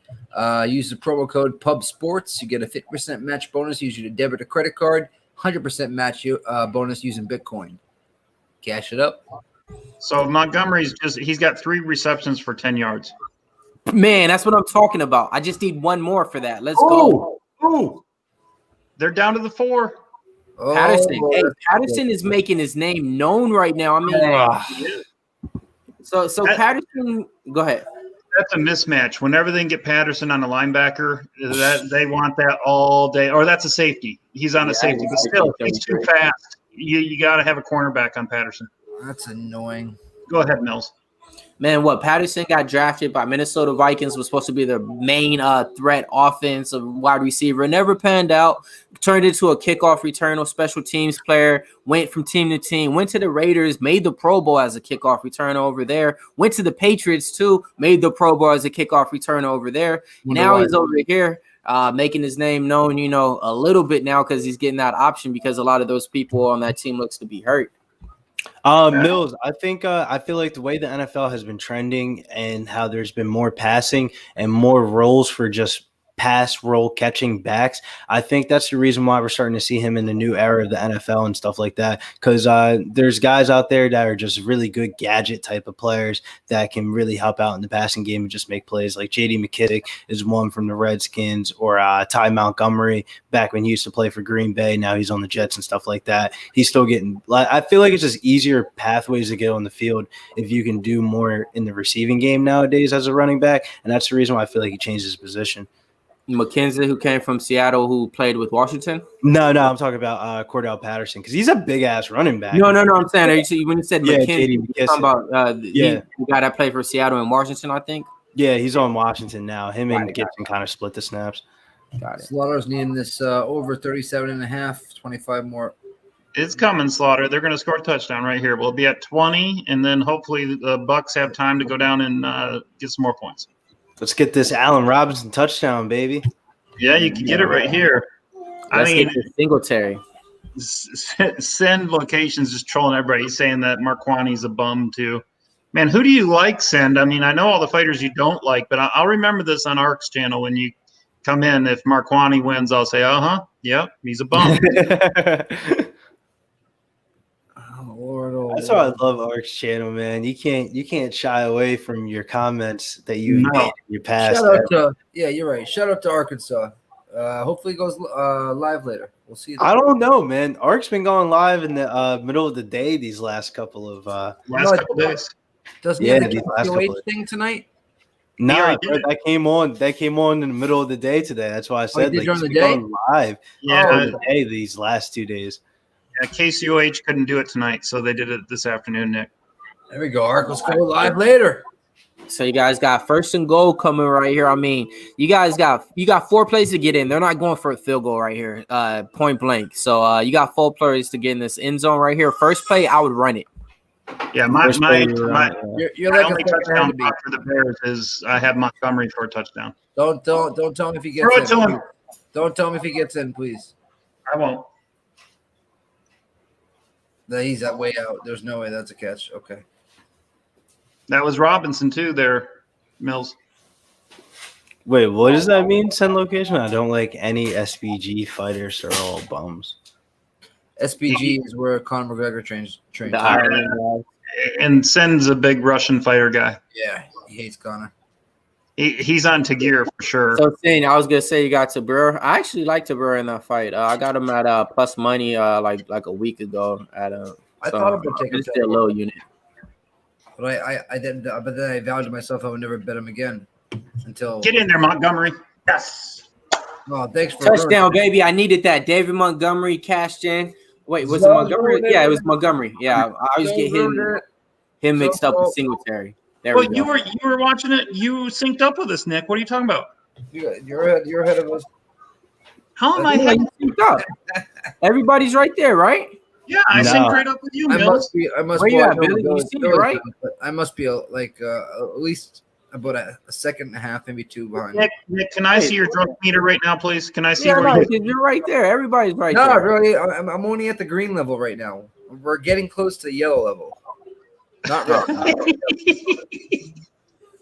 Oh yeah, no. When I was saying Singletary, I was talking about the running back. Bills always get those two. Yeah, Singletary for the Bills. Singletary and Montgomery always get those two names. Dan. Laces in, Dan. Laces out, Dan. Laces in. Good. It's good. Oh, you freaking ruined it again. Well, you need to hit fast forward. You stopped it to get up for like 1.5 seconds. Yep, there we go. I fast forwarded it. I know Slaughter needed a Bears touchdown? Yeah, he did. Yeah. He needed not just a Bears touchdown, he needs points. Yeah, and so that made Slaughter happy. It made me happy. I need to win by more than 3.5 of that. All right. I needed that running back to score. I got that at plus money on there because Montgomery hasn't been scoring at all. So I got that at plus money on there. So that was who gets the ball second half? Baseball score, Mills. Let me get you that. Hold on. Please don't break my heart. Please don't break my heart. Still 4-1. 4-1. Yankees is up to bat. Oh, is that Stanton? Hold on, folks. Do I got another update for you?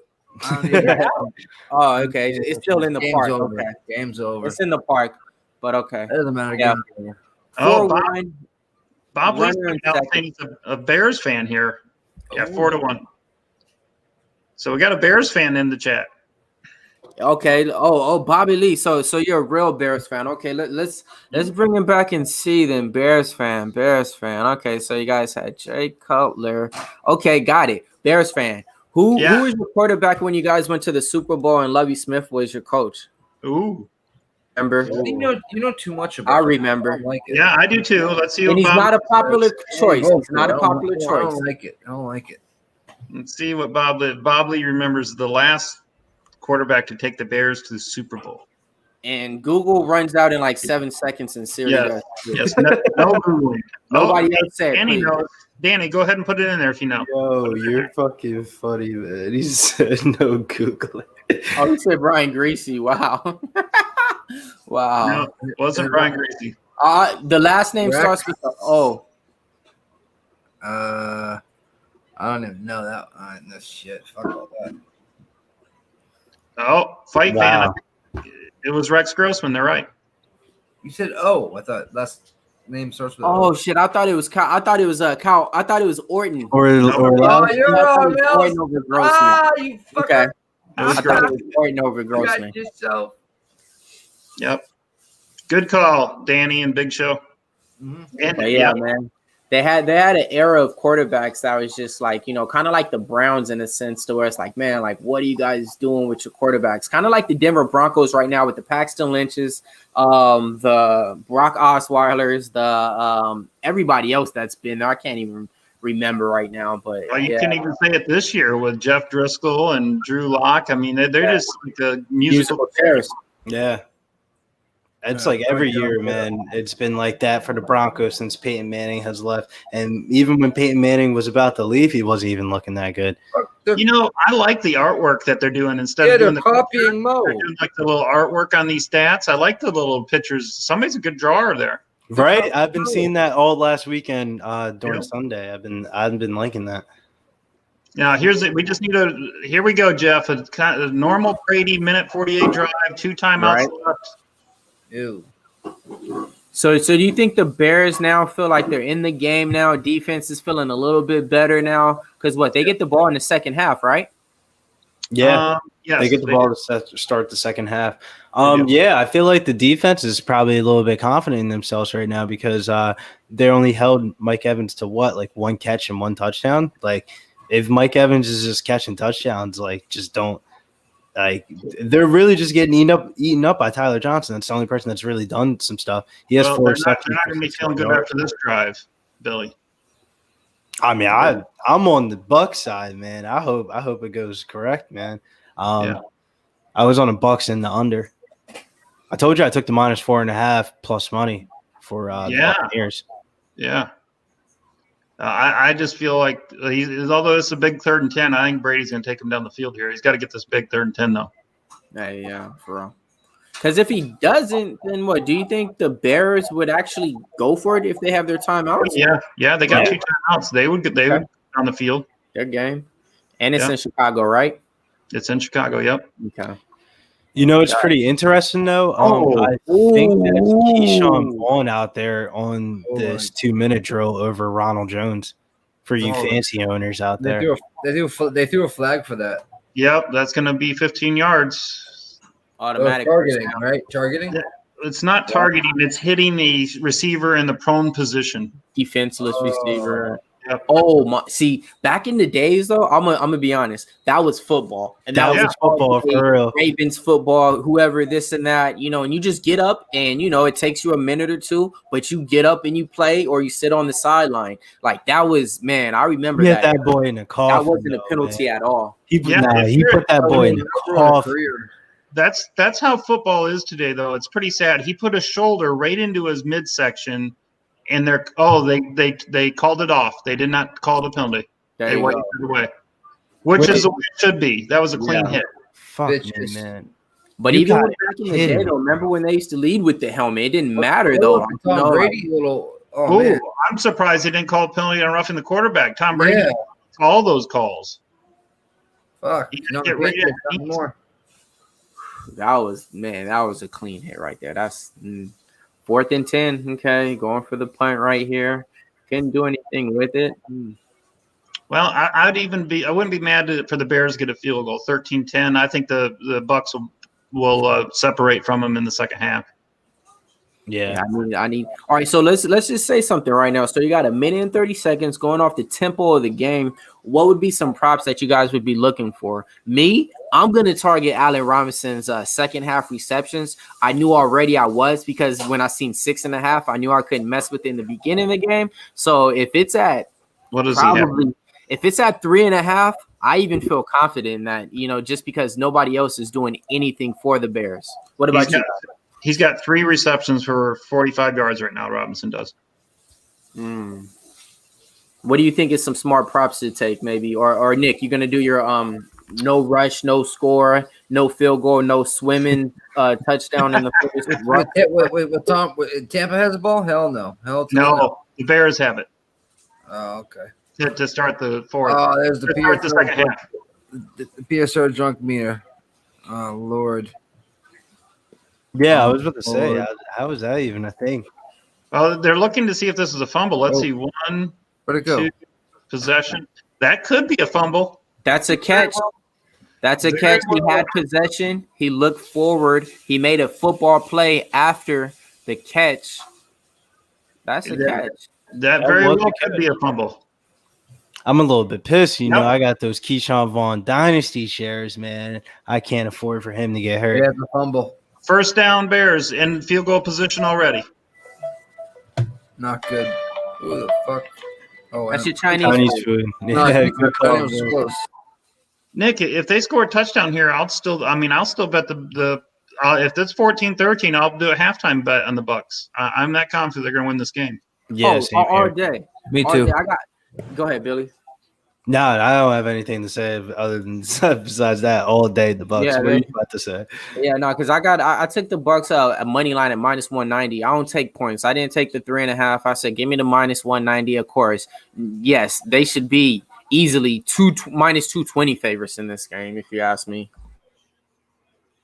So I'm kind of rooting for the Bears to score here, so then that way I can bet the Bucs in the second half. Yeah, man, I'm really waiting on how this last little minute and a half goes, and then I'm going to drop a second half FanDuel showdown entry for you guys in chat if you guys play DFS.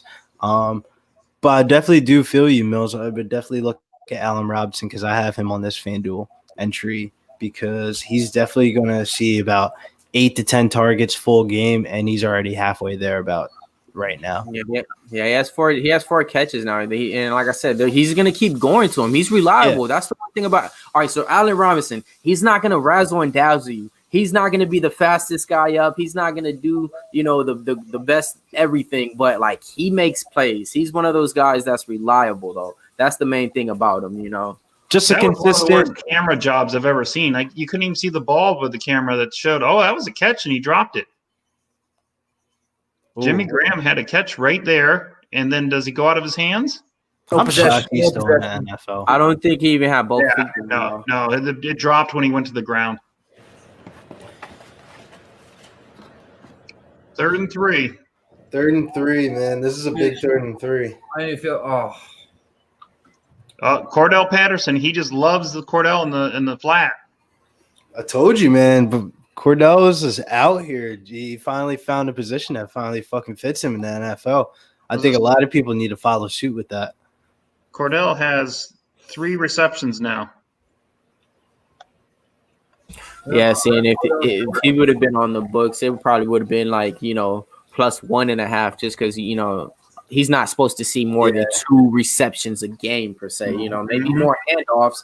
They probably would have had him at a rushing prop. Nah, they would have juiced it. They would have juiced it 2.5, and then had his receiving and rushing at like 45 or like 37. Like when those tight end numbers, like the tight ends are always like 38 through 43 receiving yards, something like that.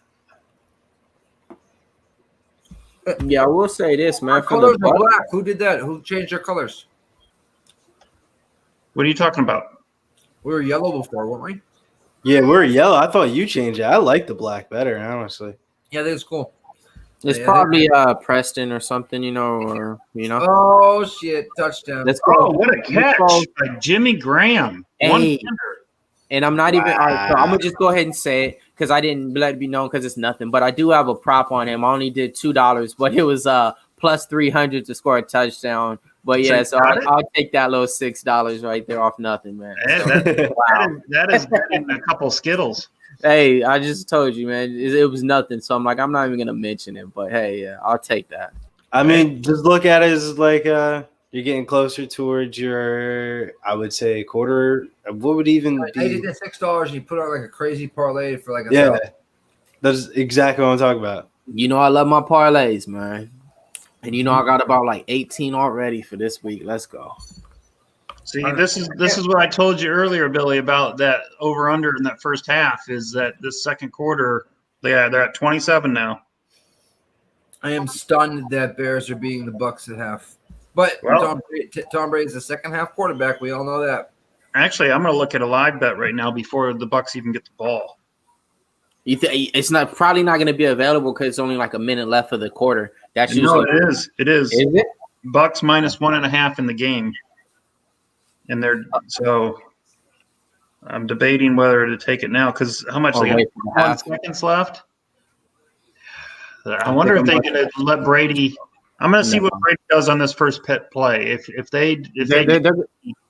Then you think they're going to run a play with 30 seconds left right now? They got 2 timeouts. Brady as quarterback. They just got to get the ball to like probably the 37-yard line to try a field goal. Bro, this is crazy, man. Maybe if they get like a kickoff return to like the 35, 38 or something, maybe. But I don't know if it's the typical kickoff out of bounds. I see Brady doing the typical, let me take the ball, take the down and run off to the halftime. But I don't know. Let's see. Big Zomega, what's up? Zomega, what's up, brother? I'm gonna have to do it, man. I'm gonna leave the fort. I've never really done this before on a slate, but I'm leaving $4,000 remaining on this slate for the second half. Oh, you mean? I mean, how much money do you get to play with? I want to say $50K or something like that. And you like each player's price, right? So the quarterbacks are going to be priced at the highest because it's the easiest way for them to score fantasy points and so on and so on. But the way this game is going, in my personal opinion, if the Bucs are going to have to pass in the second half, then I got an MVP, Tom Brady. then I want to have some exposure to the Bears, so I'm going to get some Allen Robinson, and I think Tyler Johnson is going to lead this team in receiving at the end of the game, and he's already at 4 receptions for 61 yards. I don't see how he doesn't get used in the second half. See, now they need to call timeout. And they got one play to get it. They got to get the ball at least to like the 45-yard line to even try a long field goal.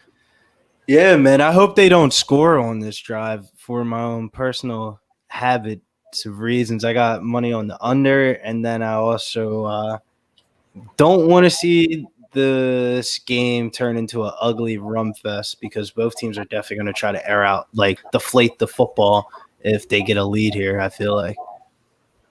Awesome, Tom. So what we're seeing here with the Bucs, right? So like, if they're gonna be struggling like this, that's without what? No Leonard Fournette, no wide receiver, no Godwin right here. Yeah, I think the Godwin's the biggest one. Right, I think that right here is really getting them. But see, I think this second half is gonna be whoever can establish the running total time of control. Yeah, they just batted it down. 3 seconds left. They're not gonna be able to score now. Maybe a little Hail Mary, but he won't. He'll down it. Man, Hicks, the first one, Mac knocked one down. Hicks has knocked one down. Brady has 2 batted balls. Hey, and Zoe, you're looking good on the over. I will say that. Yeah, looking okay right now. They're down it. Yeah, now they're taking an E. So now I look to take the Bucs in the second half. Damn. Should I go Ronald Jones or David Montgomery? I would go Ronald Jones probably. I feel like my the stuff that I'm looking at says Jones, but Montgomery I feel like is just like I got to look at these stats. How many catches did he get in that first half? Because if Cordell Patterson's using the passing game, that's going to really affect him in the second half here. I'm trying to put in a bet here, which would be they're down 1, so it'd be -3.5 Buccaneers second half. I already got it in. So the Bucs got to win by 3. Basically, I think they're going to win by 4 to 6 points anyways, but we'll see. Yeah, man, that 4.5 is looking a little sketchy right now. Should have waited live. I just hate taking points, man. Like, I hate taking points, man. So I just kind of be like, all right, man, if I got to pay a little bit more to win this bet for this amount of money, okay, I'd rather just do that. Because think about it, like, all right, let's just use a plain example. If you're going to bet to win $100, right, and if it's at, -110 with -3, you got to take 3.5 points to get it. What's the difference between just taking the money line at -125 or 130?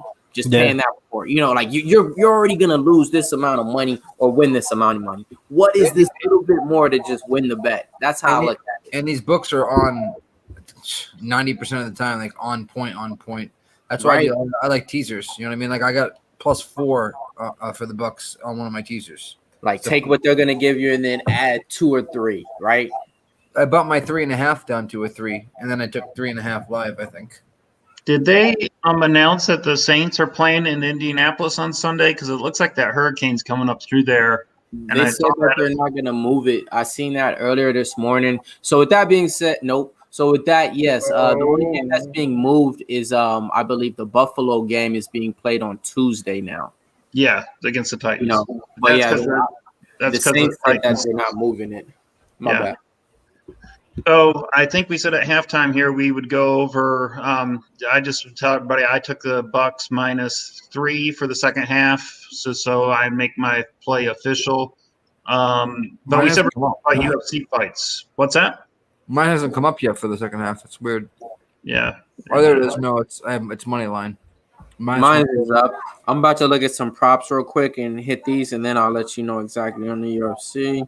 What did you take the line? Was there a line, or did you take money line? I took a line -3 for the second half, so they got to win by field goal. They got to win by more than 2.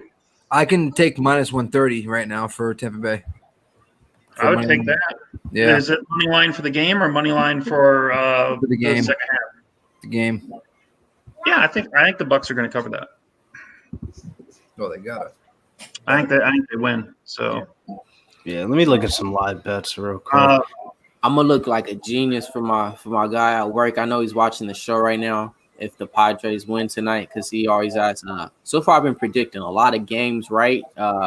He asked me, who's going to win tonight? I'm like, nah, Padres need one. So far, they're up 2-1. But, man, if they win tonight, I'm going to look like a genius to them. I want to know what Fernando Tatis bomb. What book is Rick Ramone using? Bears under 22 in the first half. I would love to get my hands on. Is that teased or what is that, Rick? How did you get Bears for 22 in the first half? That means that they would have to have 44 points in the game, which is ridiculous. I was going to say, because that's more like of a game bet, for that team right there, like exactly about that. And yeah, that's crazy. So, what the fights here? What do you guys think on that Zalal fight? I started the week thinking Zalal was going to win that fight, but now I've watched a little tape on the guys fighting. That's going to be a really good fight.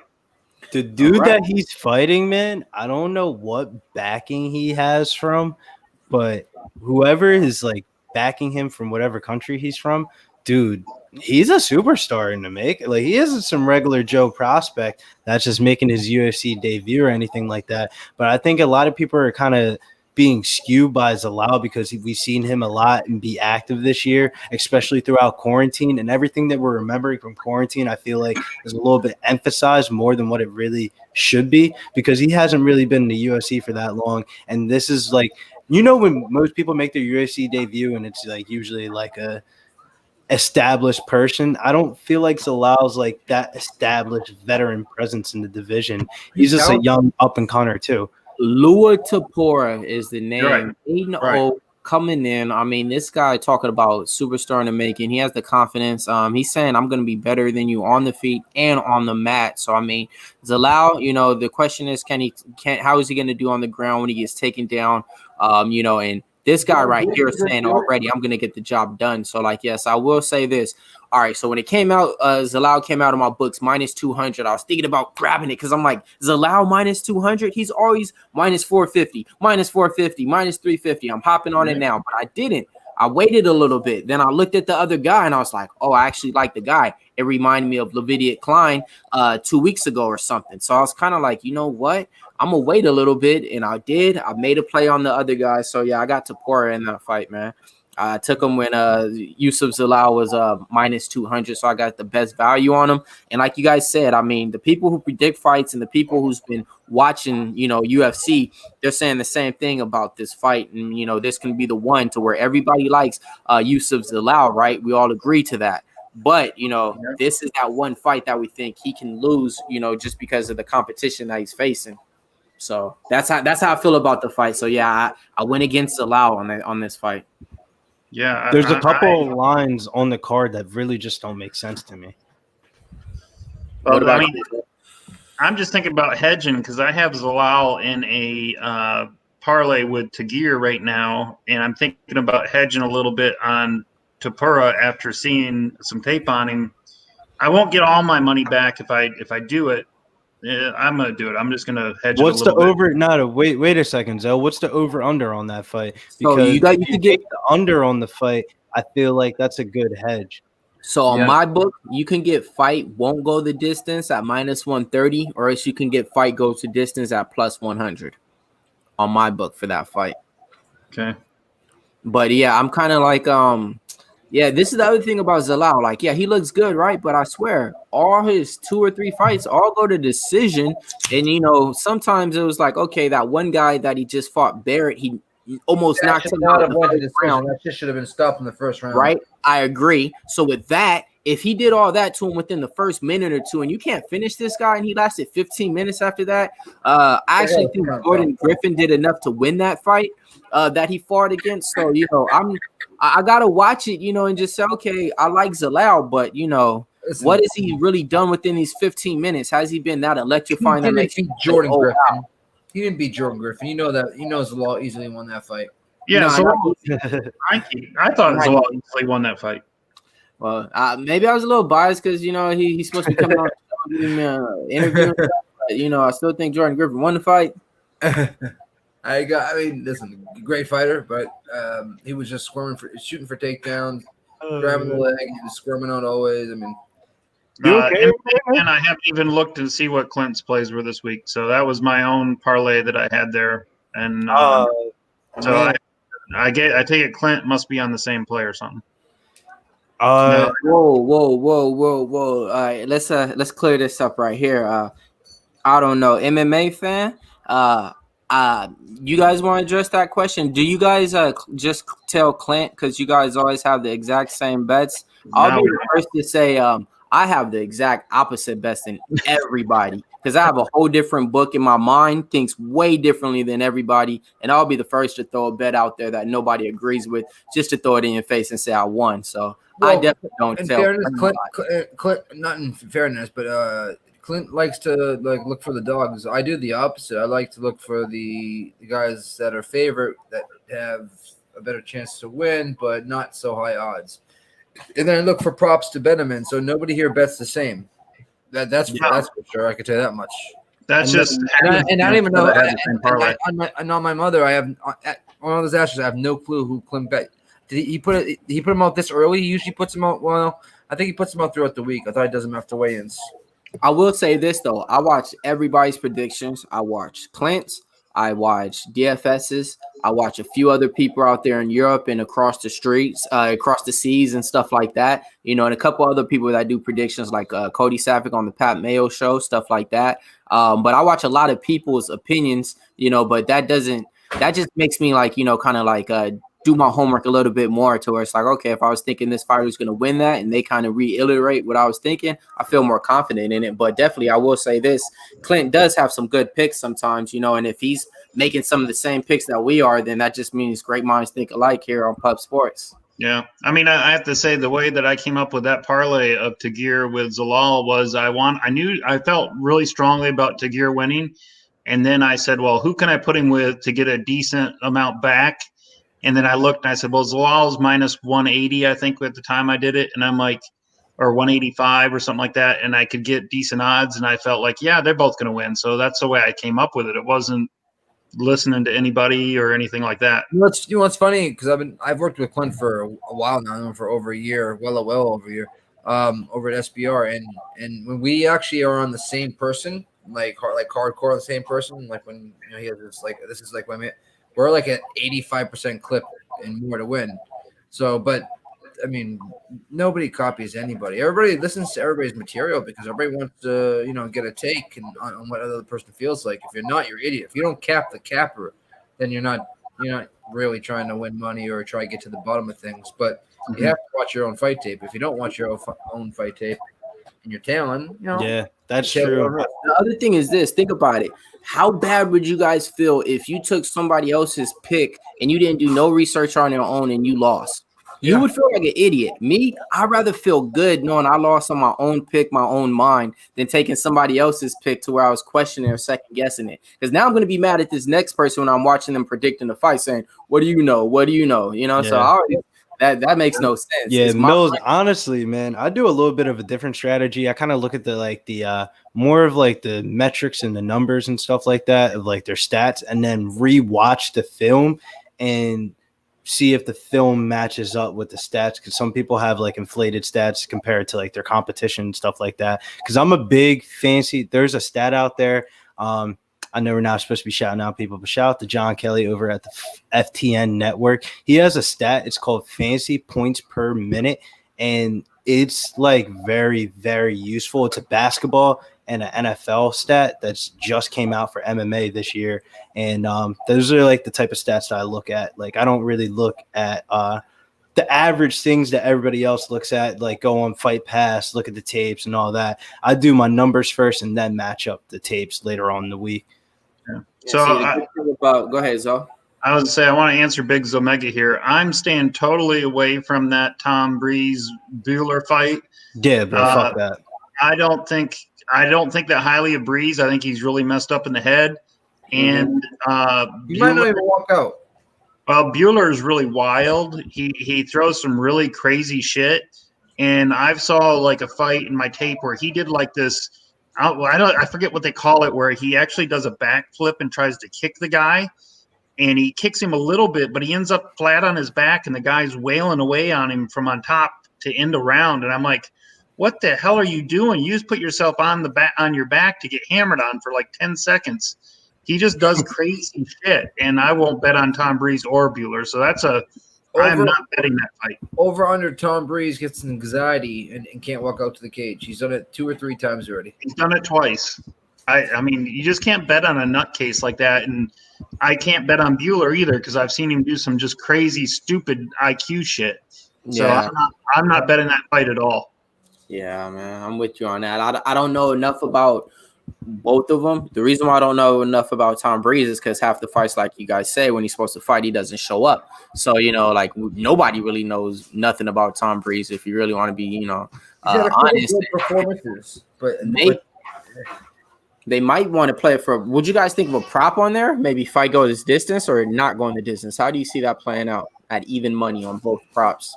Is it even on the fight goes the distance and it doesn't go the distance? I'm passing on that fight in general, man. I know we're not supposed to pass on fights, but I can't bet that fight, of man. course you can. Oh, I'm passing on that. I'm passing that motherfucker. That's when I'm not, like I said, I'm staying far away from that fight. I feel like I could predict a lot more other fights, round 2 starts and stuff like that. I think I'm not even going to bet it at all. I don't even think I'll take a prop on it. That's just one fight. I just do not know. It's so wild and crazy. I'm not going to waste my money on something like that. Yeah, that's how I mean, like the Ben Rothwell and Marcin Tybura fight. How do you guys feel about that fight? Because that fight, man, I couldn't get a good read on it, man. Hold on. I'm sorry. I'll give you my opinion. I just cashed it though. David Montgomery over 3.5 receptions. Okay. Money right there. Got it at plus money at that. Like I said, one of my props I always go for on these games is the running backs to go over receptions, especially when it's a mobile running back. That's a running back that can catch it out the backfield and run it. Oh, it just crashed. Look at that. Lost it 2. See, they're getting nothing. I mean, you put to Montgomery for nothing. Robinson for nothing, and that's probably a holding penalty there on Chicago. I would decline that, make them go third and 12. I would decline this penalty. Yeah. Well, 2nd and 20. No, maybe not, man. Damn, dude. I'm shocked that there's nobody that has the same lineup as me, man. If I can take down this single entry GPP by myself, not have to split it with any money with anybody, that'd be great. Find out if somebody has the same lineup as you. Yeah, that should. I mean, in the showdown contest, there's only but so many combinations that you can do, so you're going to be splitting money with somebody more times than not if you win. Yeah. So, Rick Ramon, I got to do some study. I've been busy with work this week, but I have my show with ARC tomorrow night, and I'll give my thoughts. But right now I'm leaning towards Houston -6 or 6.5 where it's at. I'm starting to fade my Jaguars, but I might even look at the over. What? The Texans allow the most receiving yards to running backs, and that is James Robinson's thing. He is the number 3 running back in NFL right now for receiving yards. So it sounds crazy to say because we didn't know who he was beginning of the season, but if they can't stop James Robinson and you get Gardner to control the clock and he doesn't have to be wild Gardner Minshew, I think the Jags pull this game out, dude. I actually may just take the over because I think both teams will score. Yeah. Don't you dare. There we go. All right, 4th and 8. But that's the person that really concerned me for that game because I like Yuzo. I was kind of on Texans in the beginning of the week, like, yeah, this is the good bounce back spot for the Texans. And then the more and more I dig into it, man, I just like James Robinson's name is just popping. James Robinson is not going to win us the game. I'm a Jacksonville Jaguars fan. Sorry to say that. He's not going to win you the game, but he can do enough to control the clock for you. And you guys can control the clock against the Texans. The Texans aren't about to be the defense to stop the Jaguars. The Jaguars defense is pretty good. Guys out there playing a whole different football game, just like he did before when he became an interim head coach before Bill O'Brien era is done now with Houston Texans. So, I mean, they're definitely going to be out there running around playing a whole different football game to be playing for a coach that they want to. You got the Jacksonville Jaguars on the other hand. I mean, oh, gosh, man. Gardner Minshew. There's not one quarterback that's more motivated than Gardner Minshew this year. He's okay, man.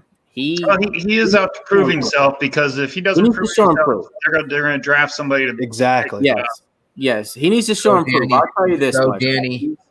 He's not doing enough to keep us in games. Yes, after we're down, he's moving the ball. He's getting yards, this and that. But it's the same. I'm starting to see the same thing, man.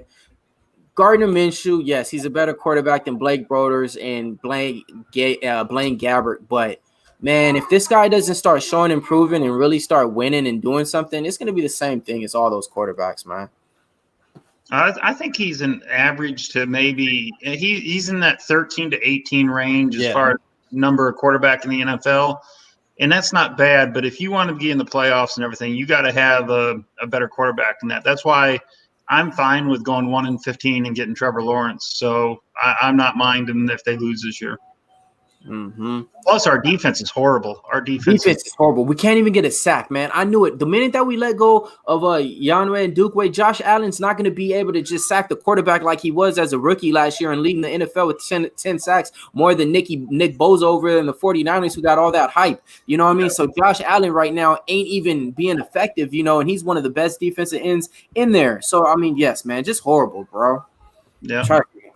How do you guys feel about Atlanta being favored against the Panthers this weekend? I thought that was pretty interesting. I'm probably going to bet the Panthers. So I haven't done it yet, but I'm probably going to be betting the Panthers. Man, Teddy Bridgewater. I thought it was kind of funny. I got to be loyal, man. Fuck it, man. My Falcons going to get their first win this week against it's a crazy – I think that game is probably the most likely game to be on the Millionaire Maker and the most likely game to shoot out this weekend. I mean, is McCaffrey, if he doesn't come back this week, he's supposed to come back next year.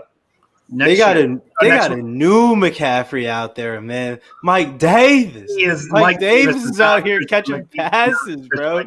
Mike Davis is doing his best Christian McCaffrey impersonation, dude. He's trying. He's doing this thing out there, dog. CMC's the best running back in the NFL. Oh, yeah. Second best running back. Wait. CMC is not the best running back in the NFL. He is. Best running He's back one of the best. He's definitely not the best. I'm gonna be honest. Better than him?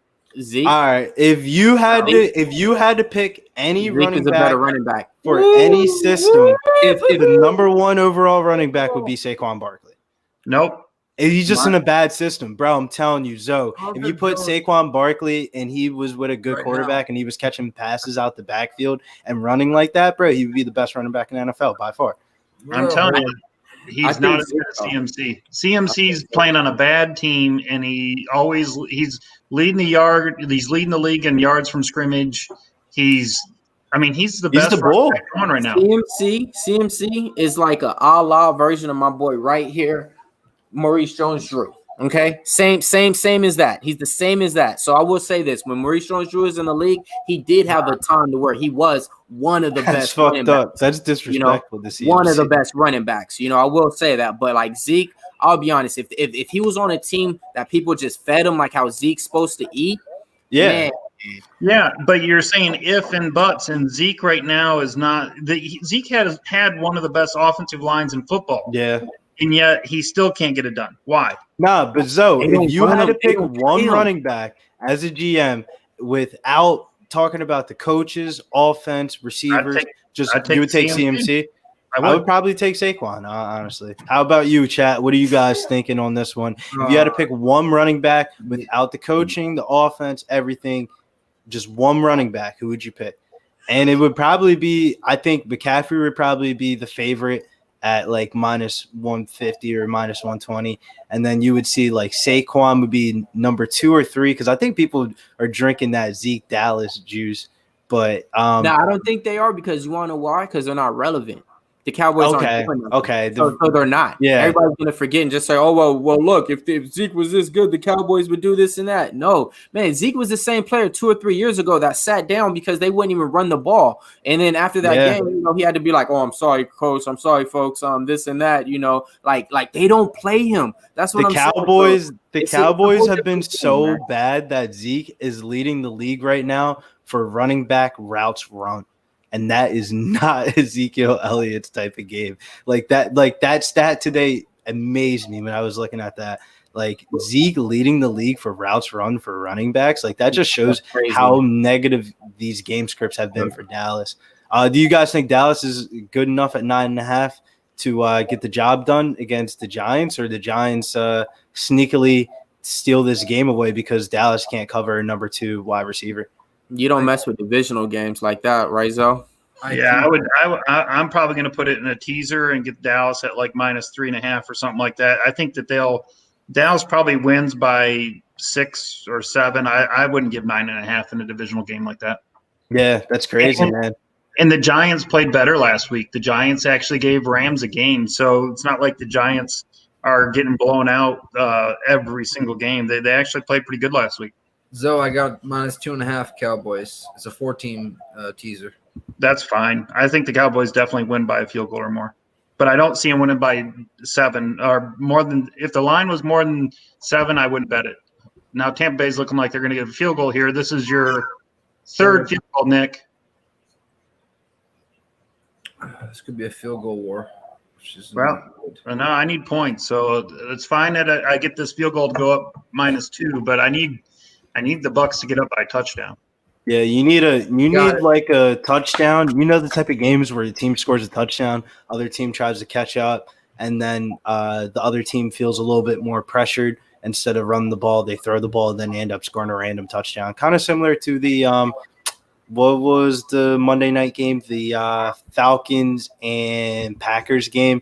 Remember when Calvin Ridley almost caught the touchdown and the Packers started feeling a little bit of pressure? I think that's the type of way this game can go if you're on the over. Of course I did, Danny. Of course I bet the over 3.5 field goals. Nah, yeah, I hopped on it too, man. I hopped on it too at plus money. Like I said, last year I used to do that a lot. Is it 3.5 field goals or 2.5? 3.5 field goals at plus money. So I just need one more. I got it at plus 125. You'll definitely get it. Danny brings up he forgot about Kamara, and I think Kamara is a good running back, but he's too inconsistent. I mean, you look at last year, and yeah, he's having a great year this year because Drew Brees has no other weapons on offense right now. Once he gets Michael Thomas back, you're not going to see Kamara tearing it up on receptions out of the backfield. But I think Kamara is probably in that fourth best running back to maybe 6. He's in that range there. Not even. I feel like Kamara might just be like the best player with the ball in his hands in that moment. That's the thing. I didn't forget about Kamara, but he's not a back that you're going to give the ball to 18 times a game in your backfield. You know, he's not that type of back. So I get it. You know, he's more of the speedster and stuff, but you need a power back with him. All around running back, you know, but I would definitely say, he's in that top 4, top 5 and stuff, you know. I think he's a top 3 playmaker at the position, but like to make plays, you got to be on the field 100% of the times. And the running backs that we're talking about don't come off the field. Carlos, what's up, brother? I'm thinking like Dalvin Cook and Kamara are right around the same. And I think your top 3 are going to be any range of McCaffrey, Saquon, and who was the other one we said? Zeke. Yeah, I think those are your top 3, and then it just depends. I mean, Dallas is just throwing the ball way too much to really show Zeke, and the Giants' offensive line is so bad that the only thing Barkley gives you is reception yards and stuff. He can't get a 100-yard game on the ground because he has no blocking. Yeah, that's 1,000% true. Carlos Jetton, yes, it's very, very easy. Very easy. If you have Cash App, just look around to I believe it's all the way to the right, and you click on it. It's very easy. I got Danny agreeing with me. CMC is the best. There we go. That's all I needed was Danny. Oh, is it 4-2 Dodgers? I got Dodgers on the run line, -1.5. Oh. I think though, if you ask me that same exact question, who this is like the best fantasy running back for like long term wise, I would probably say Zeke number 1, definitely. Yeah, I still say McCaffrey because McCaffrey's younger. I mean, no, not Zeke. I meant to say McCaffrey number 1 fantasy running back, like for long term wise, like dynasty leagues. I don't know if you're familiar with dynasty leagues, but it's like you draft your team and you're like a GM type thing, and McCaffrey's the 101 every time, either him or Mahomes. McCaffrey's dope. But I mean, I'm gonna just go off this. All right, so check it out, man. When these 2 running backs was in college, I'm talking about they dominated. I'm talking about Zeke Elliott, and I'm talking about Leonard Fournette. When them 2 were in college, they dominated. I'm talking about dominated. Then they came to the league and dominated. So, I mean, they're in that category. Yes, McCaffrey he dominated at Stanford definitely his last year. Played good the year before too. He was there with Fournette within that same little year system too. But what I'm saying is this is different. College is college though. Them two guys came in and ran college, Zeke Elliott and Leonard Fournette. And then they came to the league and kind of did the same thing, and if Leonard Fournette still wouldn't have got traded and been on the team, he still would have been right there. He came in and did his thing. Rushing yards that he was getting for the amount of years that he's been in the league too. But yeah, man. So I'm reading Big Zomega saying David Johnson is the best. That's so hilarious. Wow. Yeah. Hey, when that era happened, I knew he was overrated. I knew that he was overrated at that time. And he's a really good receiving back. Yeah, I'll address Fight Fan here. Jonathan Taylor, what you'll find with Wisconsin running backs in the pro, nice sack by the Bucs there. Jonathan Taylor got so much usage on him from college. Yeah. You'll find that after 5 years in the NFL, he'll start getting injured because they gave him the ball so much. He's ran the ball more than most college players ever will. That's what happens to all the Wisconsin backs when they get to the pro. Denver Broncos. Man, I think you're definitely correct because being in the fantasy community, a lot of people always complain about Jonathan Taylor not getting 90 to 80% of the touches since Marlon Mack's been out. But like you said, man, you got to have different running backs in the backfield with a Wisconsin running back because it's weird. They don't use their running backs in the passing game. They just like to play old-fashioned smash mouth football. Right. And that's not good for a running back long-term, man. What's a running back lifespan in the NFL nowadays? 25, 26 years old, 3 years in the NFL? That's the average, but you have your outliers. I mean, you're going to have guys who go 10 years, but overall, I just see it as you look at Melvin Gordon. He's hurt a lot. You look at Ron Dane, got hurt a lot in the NFL. Who was there one before Taylor? Maybe the one before Taylor was Melvin Gordon. Well, even the one before Melvin Gordon, Ryan Matthews. Remember him in San Diego? Come on now. I mean, they just don't last in the NFL very long. So I just think if you're looking at somebody, I think McCaffrey could be good for 6 or 7, 8 more years. And I think that Saquon even is shown to be injury prone somewhat. The most durable, I would say, have been Zeke and McCaffrey as far as consistently being on the field and consistently being able to produce. I mean, I like Saquon when he's on the field, but look at his career in the NFL. He's not always on the field. That's why I said running back profile without the coaching, without the offensive line, without the receivers. Just if, for example, a Madden type of player. You know what I'm saying? If I had to pick my first pick, exactly, it would be a Zeke type of player on Madden to me, Yeah, so Carlos, yes, Derrick Henry's probably the best power back. I'll tell you a funny story. Derrick Henry went to a school just outside of Jacksonville. It was a little 3A school. I think it was called. I think he was with Yulee was the name of the school before he went to Bama, right? Yeah, before he went to Bama, and they typically would play, if you're in 3A, you'd play 3A schools. And he would, after the first year of him playing high school ball, no 3A schools would play against Yulee for 2 more years. They had to play 5A schools just to get games in because their teams would not face him. Because they knew already, right? Because they played them already, and they're like, no, we're not playing that. Yep, I know what you mean. Yep. Yeah, wow. It's crazy. Some of those AAA schools, man, they just get these athletes that just let's say in high school they might have smoked some weed or did something wrong or something like that, and they can't go to a 5-star college or something like that, or they're just not smart enough. These schools down south are just scooping these players up and just stacking their rosters. That one dude from the Patriots that got drafted in the second round from the AAA school, the defender or something like that. That shit, those type of stories are crazy to hear about. And I feel Alabama is just a big fish in the sea, just looking at all these little AAA schools and just scooping up these players and just having Madden created college rosters.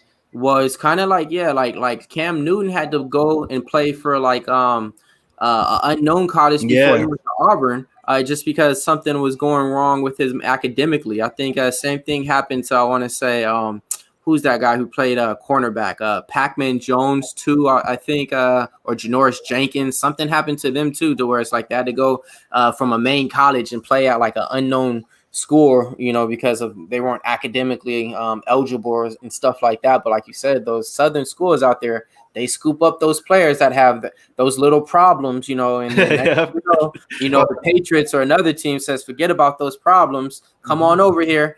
Aaron Hernandez, come on over here. One guy. The Patriots and the Cowboys, man, they don't care about anything. Yeah, it was Jenkins. Aaron Hernandez. Bengals. One murderer. You're got the most criminal thugs from Trump. Mike Brown is the one and only owner who's the most hands-on guy.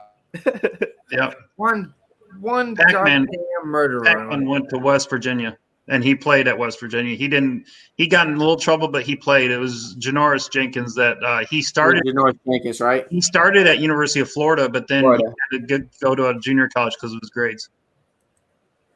Oh yeah, I ain't gonna hit you with the Eagles, Miles Sanders, because we got to get an offensive line together before he can start breaking out and really get into his full ceiling. Because one thing that I like about Miles Sanders is that he was a backup to Saquon Barkley at Penn State for most of his career, so he only really got used his senior year. So there's not a lot of miles on his on his body right now. So that's the reason why the Eagles, no matter the game script, we give him 20 touches a game. Because he's 50 right now. Just hasn't been used. What's it? The Tampa Bay's at the 50 right now, 1st and 10. Yeah, I need Tampa to go down and score a touchdown here. Yeah, nice Tampa's driving. Shout out to the best baseball team ever right here. That's the New York Yankees with 27 world championships right here. We just got the win going into next week. Tomorrow elimination game. Let's go, man. Cold world. Yankees can suck my nuts. Oh man, Brady had him running right down the middle of the field wide open, and he checked it down. What the fuck's wrong? I hate when Brady does that. Yeah, Billy, what you were saying too about your boy Miles Sanders, they were saying too. I remember Miles Sanders was saying something like, yeah, when he got there, he looked at Saquon Barkley like, yeah, man, we're gonna tear it up. We're gonna kill it. Saquon looked at him like, what you mean, bro? You ain't getting no carries with me. Like, I ain't splitting nothing. I don't care who you are. Yeah. So Sanders just had to sit. Like, bro, you ain't getting no carries. It's a generational running back. And this was the time to where, all right, so at this time, no running back or nobody would go to Penn State ever since the scandal with Sandusky or whatever that thing went with the coach. So I think they were the only two players I was like, no, I'm going to stay, this and that. And they kind of definitely did revamp Penn State, Yeah, dude, a combination between them, Allen Robinson, and then of recent guys like Mike Gesicki and stuff what like that. Like, Penn State's finally back to where they're supposed to be. Clap your hands. Cameron Clap your hands. 3rd and 15. He nails it. Now twerk. All right, let's go. Look at those feet. Look at those Tom Brady feet, the magnificent feet in the pocket. Oh. You don't think Belichick was looking at that every week, Nick, and just thinking, man, if I had a fucking running quarterback, the shit that I can do in this offense? True. I mean, all the tight ends that the freaking Bucs got right now. I mean, Belichick would be licking his fingers. They literally have 3 legit tight ends, even though one's on the IR. Oh my God. What was that? What was that? That's going to be a holding. Yeah, usually on the offense right there. From the backside. So did anybody do some Insta props at halftime? Because I did too. I'll just say them now. It's the same ones that I've been doing lately. If you guys watch Pup Sports, you should know I took running backs under rushing yards in both games. So I took it was Ronald Jones under 37 rushing yards, and it was Montgomery under 22 rushing yards. So I'm running with those 2 props. Sprinkled a little bit of Skittles on it, trying to get back some M&Ms. You're lucky for this flag because Jones would have picked up like 5 or 6. Yeah, Razor's lit up. I know, shit. Yeah, they probably did that last fucking week, you liar. You lying bastard. Probably thinking about them whack-ass Packers. No, I'm just playing, man. I can't talk about it, man. He kept giving it to me, though, man. He was tweeting and shit like the day after, talking shit today. I'm like, it's cool. Bro, you was talking some big smack, though, man. Right? You got to, bro. Even if we weren't winning. Of course, we weren't going to win that. I wasn't just going to just stand there and let somebody, Nah, man. Y'all had me fooled, man. You guys say, Julio Jones, active tonight. Yeah, active as a fucking decoy. Yeah, man. Hey, Calvin really like 0 catches though. I don't know what's up with the that Bucs. doesn't count. That doesn't count. The Calvin Ridley one doesn't count. He caught that touchdown. I don't care what anybody says, man. That in my brain, that's gonna process as a touchdown. I'm gonna play him this week for fantasy. Nothing like the first and 30, guys. Let's see. Oh wow. What the fuck is going on? So now you just want to get in. Now you just want to get at least like 10 yards on the first down. You know, that's it. Make it a manageable. Yeah, you gotta break it down into tens. Yeah, exactly. Bro. If I know Brady's going deep, he's gonna get sacked and make it 1st and 40. and they do a flag and another flag, personal foul for slamming the quarterback. Oh, that's Khalil Mack. Yeah, there's definitely a personal foul for slamming him. I don't know what the other flag's for. There could be a holding. holding. I think it's after the play almost. No, but there's a holding call I think before it. Yeah, we blew a whistle, then I don't know. We'll see.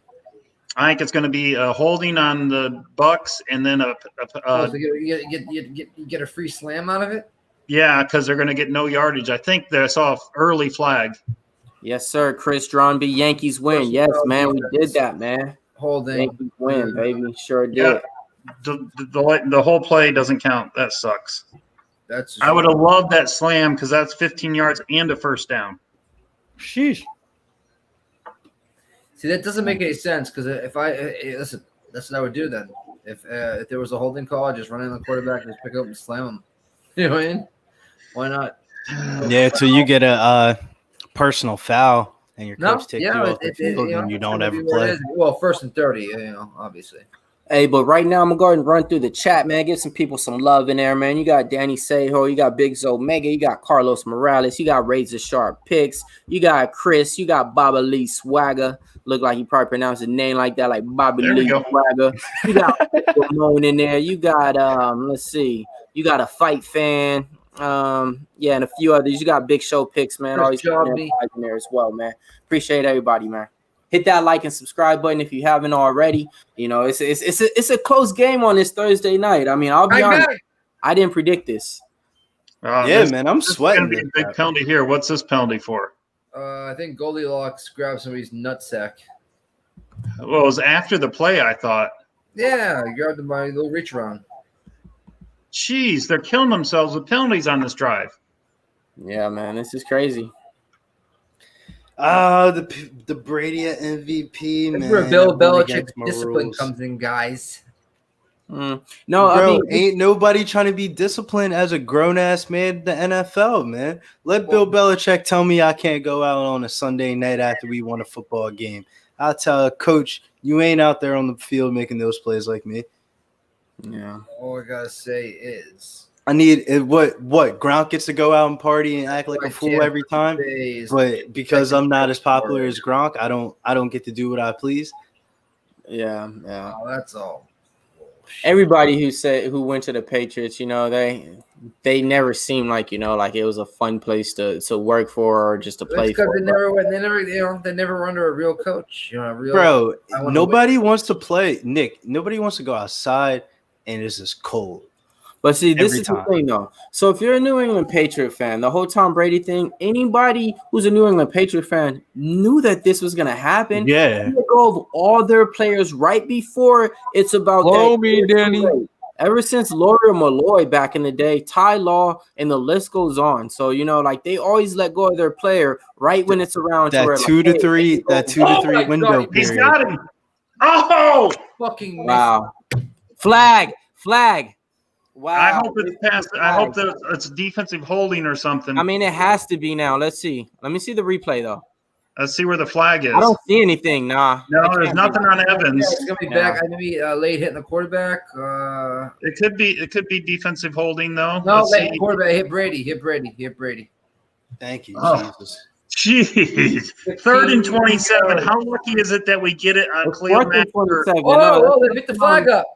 It's 4th and 27. Nothing's going on. I ain't gonna lie though, man. They picked the flag up.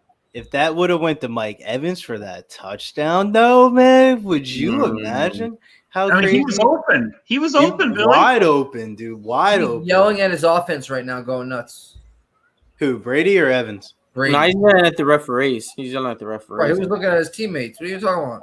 Have you noticed? I think he was more mad about the rookie running back Vaughn. He did not pick up that pass block. He blocked the wrong defender, and that's how Brady got hit like your that. boy, Dynasty Vaughn. Dynasty Vaughn, man. Fuck Ronald Jones. I literally have like 0 points in this third quarter. Go ahead, Billy. Yeah, I literally have not Ronald Jones. I literally have Keyshawn Vaughn on every one of my dynasty teams, 5 out of 5. Wow. Over Ronald Jones? Bro, man, I mean, draft day, man, you don't move up 50 slots ahead of projections to draft a running back and then not use them. But I was wrong. They signed Leonard Fournette. I wonder if Tom Brady ever texts Belichick in the middle of games for help. I think it's the other way around, that Belichick texts Tom Brady in the middle of the night and says, right, go to sleep, bro. You're still watching fucking film. I think good old Tommy Boy calls him up late at night. Hey, this play's not working. Is there an alternative? Have you ever seen his TV show on Facebook? Who's? Tom Brady. No. Tom versus Time. Watch that. Is it Tom versus Tom? Tom versus Time. There's a couple clips in there of him and Gronk talking about the Patriots with him and Giselle in the car, and it's pretty priceless. You've definitely seen the clip of when he kissed his son, because that was all over social media. They actually kissed him? Yeah, like his son came in while he was getting treatment, and he like kissed his son on the lips. It was a little bit questionable. I ain't gonna lie, but it's your kid, so who really cares? Hey, what do you guys feel about? What do you guys feel about, real quick, just this little UFC prop? Big boys, Nascimento and Chris Dawkins. I know a lot of people probably thinking the under, right? Virgo. But do you think it's gonna last 5 minutes? Well, man, it's like flipping a coin, man. Bro, who knows about this? Chris Dawkins isn't his older brother, or is it his older? Or is his younger brother? That's Kyle. Just big, younger, fat, older brother. Yeah, like is this like if it was Kyle Dawkins, different story, man. I think that dude showed me something. I thought he looked like a duck last time. Well, he beat Parker Porter. Parker Porter was looking like a freaking. Let's talk about Parker Piggy, Porter, or not actually, but. I think Dawkins does lose. Now the question is how does he lose? Is the question. Yeah. I mean, I don't like that fight, anyways. I don't like how much. Yeah, I don't like that. I don't like how much of a favorite. I can't. Cimento is. Cimento, he's a favorite because he's only from fucking American Top Team. Like they've been fucking in the gym. Like just because you work at American Top Team on the fucking weekends or on the late nights as a replacement, dude, that doesn't mean you get the tag of being an American Top Team minus 300 favorite. No, I think he's too. I think he's too favored. I think that line is out. Out of control. It's gonna go up to like 300, 325 by the time the fight goes off. They were working on hardcore today. They were in the fucking. Yeah, I did see that on your story. One fight I want to throw out there for the chat. I like it a lot. I already got a unit. I got one unit on it right now. It's Omar Morales, man. Yo, you took the words out of my mouth, bro. Omar Morales about to fuck him up, bro. He's about to fuck up Giga. I like that Morales as well. I want to see the people in the chat. I like everything I've seen from him on tape. Giga, I've seen him in his 3 fights. He's decent, but I like Omar Morales right here. I want to see what the people think out there in the chat, especially for the price tag. I got it out at minus 145, and I got it again out of minus 150. I got it at minus 150. This is about to sound unintelligent, but this is how I kind of access some of these kickboxers. Some of these kickboxers be trying to throw these technical strikes and shit like that, and then all it takes is for one person to come in there that's just like a savage and just high pressures them, and it just shows their true colors that kickboxing and MMA aren't the same. Yeah, I think Giga's overrated. Overrated, am I right? Yep. Oh yeah, 100%.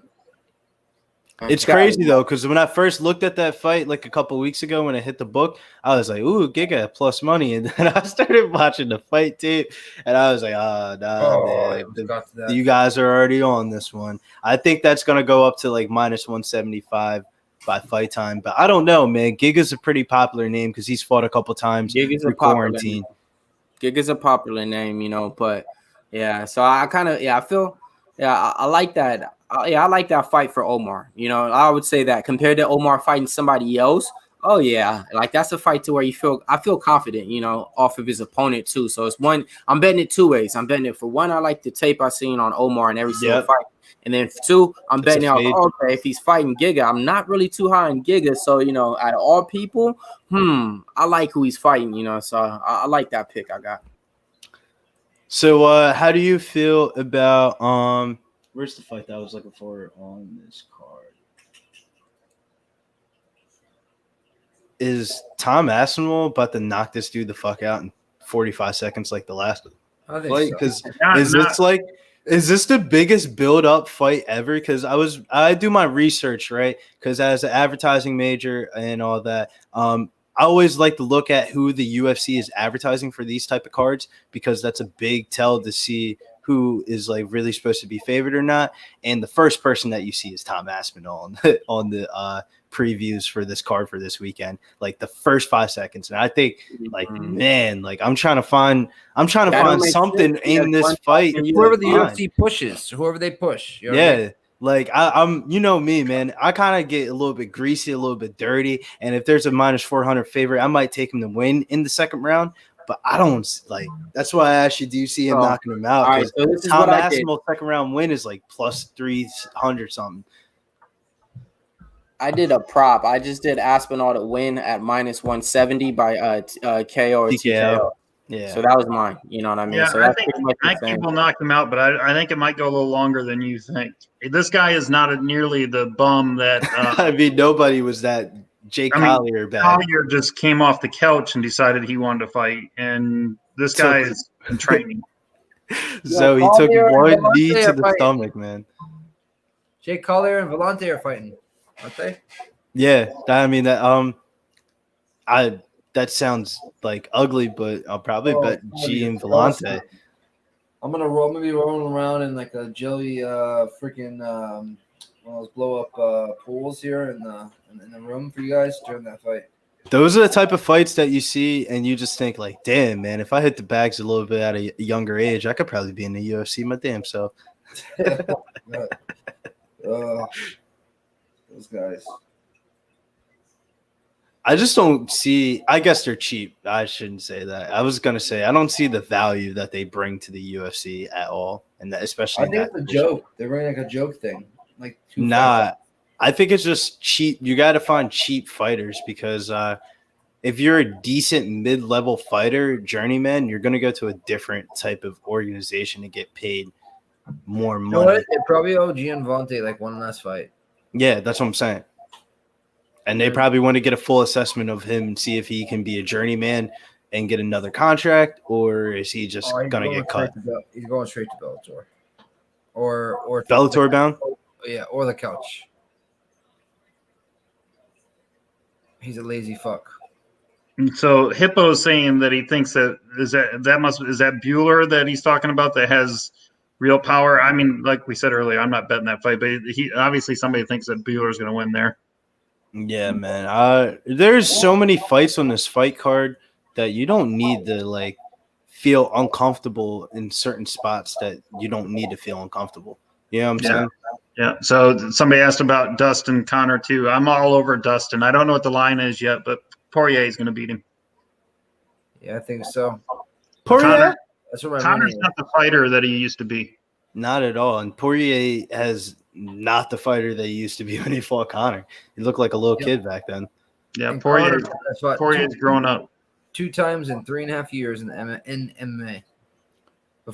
Literally before that was Eddie Alvarez. It's pass interference on Tampa Bay.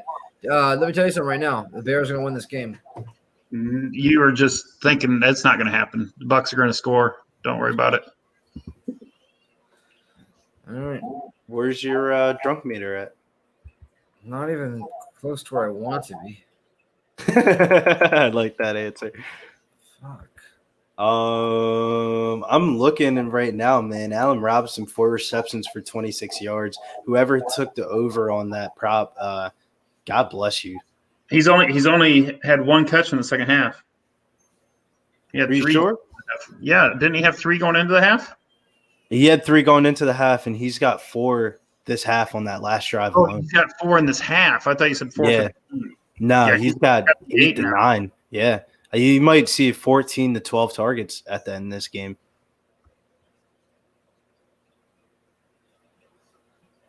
Man, a big run. Nice little cutback. Nice run by Montgomery. Fuck you, David Montgomery. That's the second time I faded you tonight.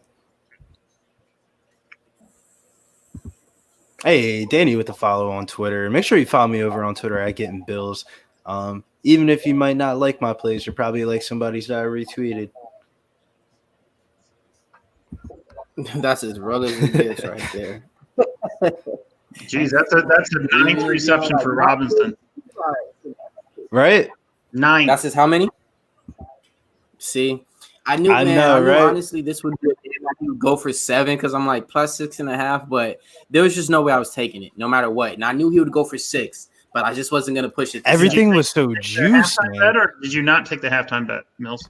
I didn't have him at halftime for receptions. I only had him for yards, so I stayed away from it. I just did the. Yeah, I don't like the yards. Yeah, I hate the yards, man. Because give me easy receptions. You know, you can get a reception for 3 yards, 4 yards. And, the only way I like betting the yards if it's like a big play wide receiver like a Marquise Brown or a Will Fuller or something like that, where all they have to do is catch that one pass and it pays off. Oh my God! They didn't get it. It's gonna hold them to a field goal though. You watch, so hold them to a field goal. Wait, I'm fine with that, man. Please hold him to the field goal because that's what we need to cash, Nick. Cash that prop. That's I what need we this need. under. Baby. I need this field goal. And Nick, what Zoe? Where you at right now on the score? What is that? 30 points right now? Yeah, I'm not looking good. Third quarter, nobody scored, so I'm not looking good on the over at all.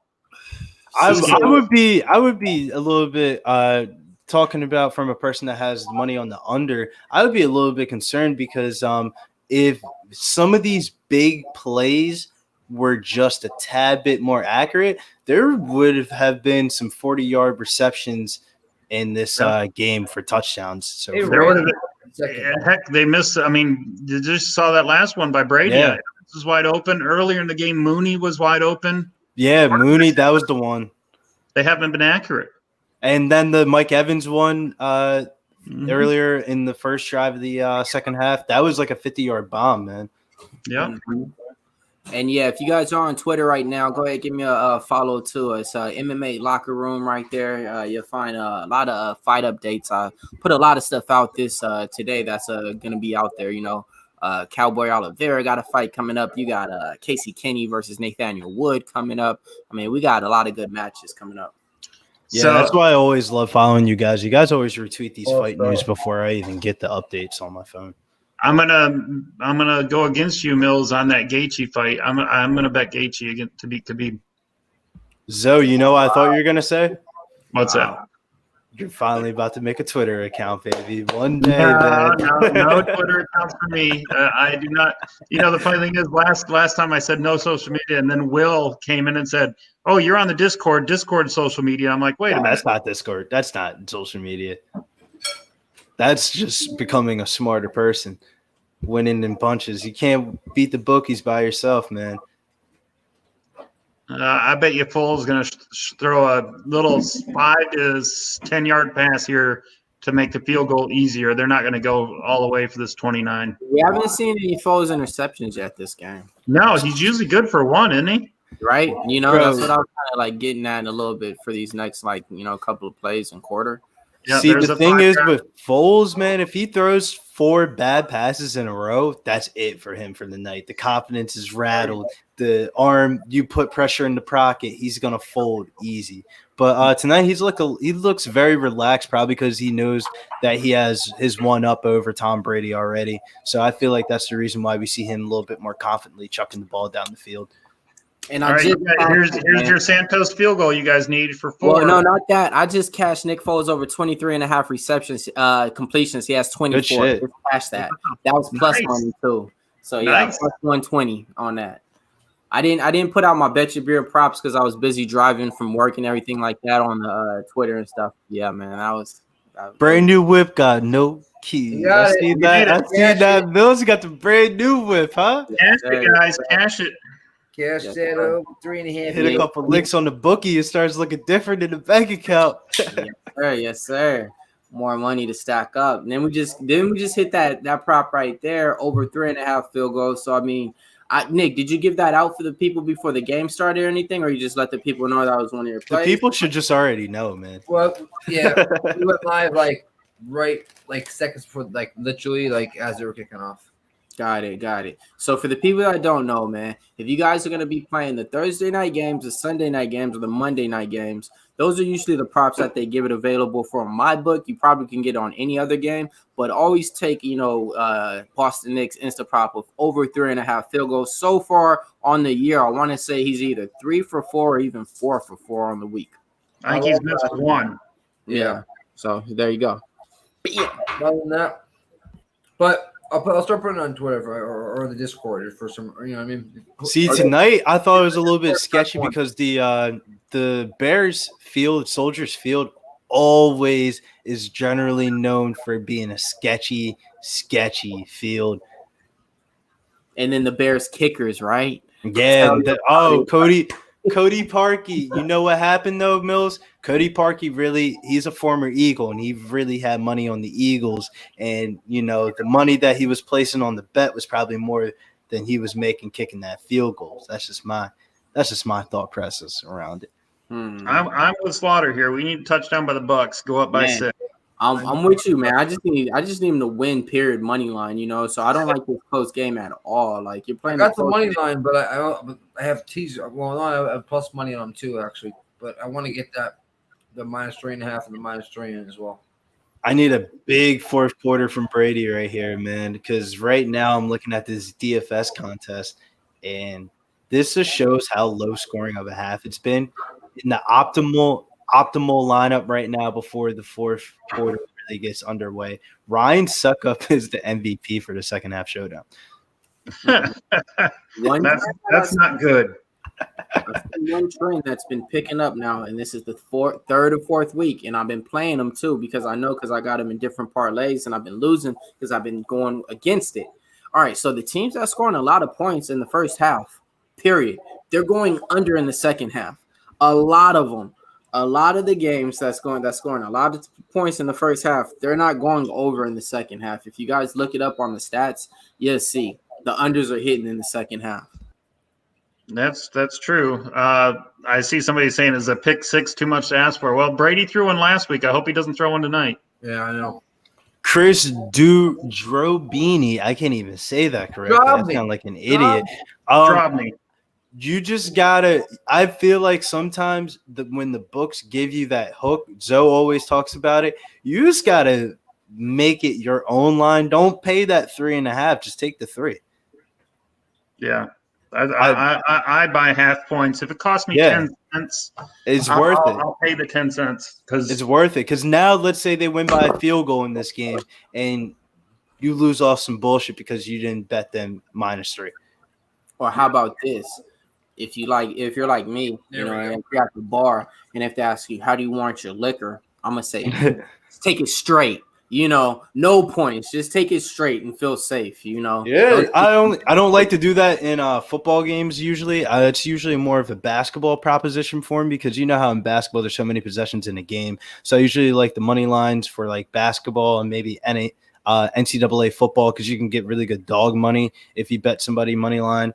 But NFL, man, I don't like taking those money lines. They're always juiced up. Yeah, I mean, I can give examples of both. Like last week, my best play was Tampa Bay -6.5, and I bought it from 7 down to 6.5, and they covered, winning by 7. And then I can tell you last night or 2 nights ago in the Laker game, I had Lakers -6.5, and then at halftime I bet the Lakers again -5.5. And dang, if they're not up by 9 and the guy nails a 3 at the buzzer where they lose by 6, and I lose the juice on that. But I mean, if Tyler Hero doesn't make that 3, I win them both. So. Yeah, it's crazy. I would line that one more closely to. I felt like that last game was more reflective to how game 1 kind of went, and that's the reason why I took the Lakers -4.5. Paid a little bit more of a hefty of a price tag on it, but I felt like it was worth it. Yeah, I'm curious to see how it turns out tomorrow. I'm definitely thinking I'm taking the under. 216. I just think the now that it's getting close to the end, the defenses are ramping up. Yep. I don't think you're going to see over 216 tomorrow. Can I give you a narrative for tomorrow, man? This has nothing to before people comment in chat. This has nothing to do with the outcome of the game, but it definitely does have something to do with the outcome of the game. They're wearing the Mamba jerseys, and Vanessa Bryant signed it off and said Mamba approved. They're not losing tomorrow. Empty the bank account on the Lakers, bro. They're not losing tomorrow. LeBron's about to go home and beat his son's ass after this series. They're not losing tomorrow. Yeah, he's not happy with his son getting caught, is he? I mean, I wouldn't even say like smoking weed's a problem. It's just you can't be on social media smoking weed and saying blowing on that Nuggets pack tonight. Like, bro, you just asking for it. For the people that don't know, one of his first Instagram videos. There we go. Go Gronk. Something of him like something like, there we go. You smoking weed? Like he was doing like a funny old skit where it's like, wait, you're only gonna do that if you're high. You know what I mean? So like when he made that as one of his like main videos and stuff, I was like, oh yeah, he don't care, you know. He's like, that what you really gonna do? Like, I'm gonna be in the league in a couple of years. Like, you're LeBron James, I'm Bron James. Come on, Brian. Like, man. This is crazy though, because if that kid was in college or something like that, that shit would be on ESPN for the next week and a half, and we wouldn't hear the end of it. Yeah. All right, we need a touchdown here, boys. 8 minutes left. Get us up by 6.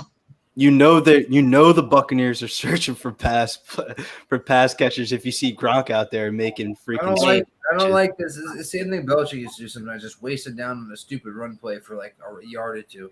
Yeah, you got to, bro. You got to make the defense honest.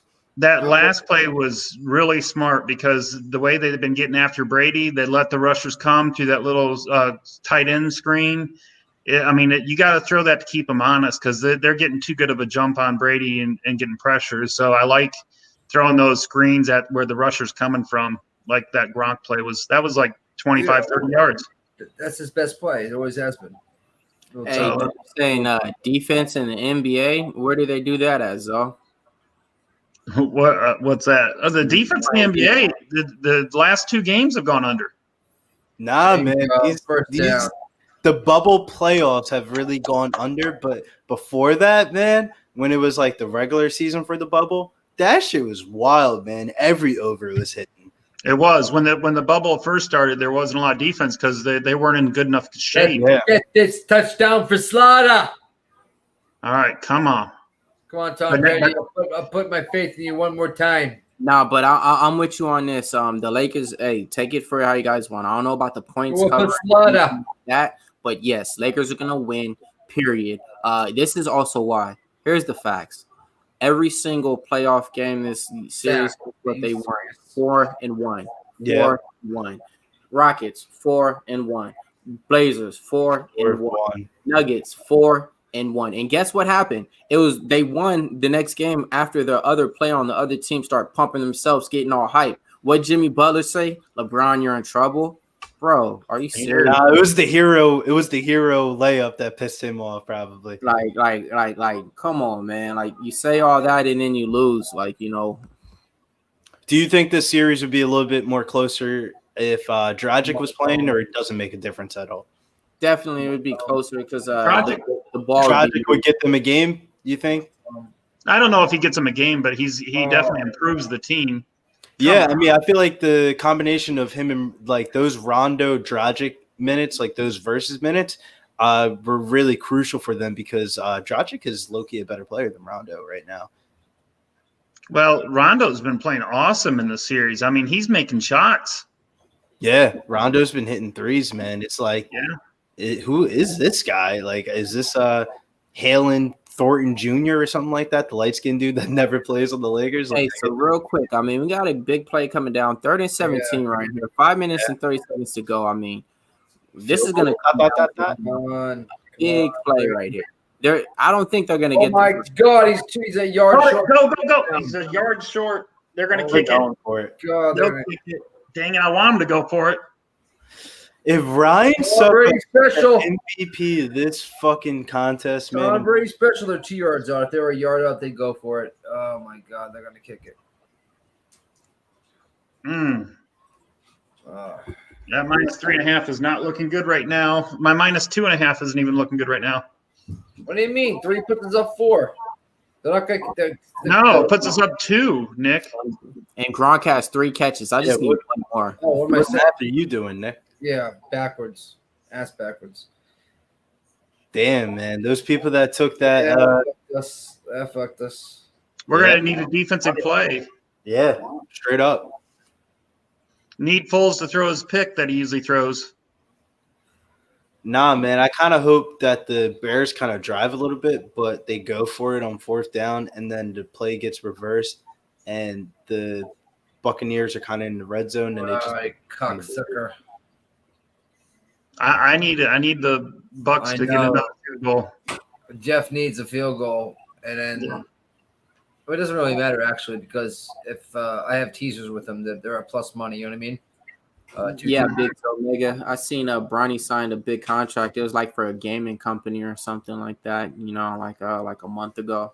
He doesn't get in trouble for that with college. Technically, He's not in college. He's in high school. No, but I'm saying like you're not theoretically allowed to make money and profit off. Nah, that's like let's just say if you're a rapper in high school. For example, he had his own shoe company or whatever, and he had his own shoes or whatever, and the NCAA ruling was because he had his own shoe, he couldn't play in college. Like video games, you know how like those young kids get sponsored and signed to play when they're like 12 years old because they're better than everybody in certain games. So, you know, it's one of those. Hopefully, man, I can't wait until they change that rule because it's getting to a point where I think in the next decade, we're really going to see these high school basketball players really opt out and not go to Duke, North Carolina, Kentucky. You've seen that already right now. Or go overseas, yeah. It's like 2 players that opted out to go straight into the NBA Developmental League. That's like top prospects. So it's like 2 top prospects already. So once they go and do that and make the name known, man, yeah, a lot of people is going to be doing that. I forget the names right now, but LaMelo did it. Yeah, that same type of route that LaMelo did, like the last couple of years have really been starting like the trend. No, not that. The NBA has an NBA development league. I know you're talking about. They're opting into to do right now. You know, not even that. You know, so and they're going to pay them. They're going to pay them. I think like $500,000 a year. You know, as a contract. You know, and they can just get called up from the NBA Developmental League to play after a year of doing that. So yeah, a lot of players are even going to be doing that instead of the LaMelo Ball thing. Yeah, because a lot of those kids don't like to go overseas to new cultures and new countries and shit like that. Because think about it, if you're an American that's been traveling around for AAU and stuff like that, you're accustomed to like the greater things in life at a young age. And then once you go overseas, bro, you're just a regular old person over there. You're no celebrity. You're just a tourist, pretty much. Like and exactly. You're not getting that stardom. You know, Brandon Jennings. A lot of players did it. Brandon Jennings when he went over to China, that was wild. Like LaMelo Ball is going to be the biggest one that's probably going to get drafted 2nd or 3rd.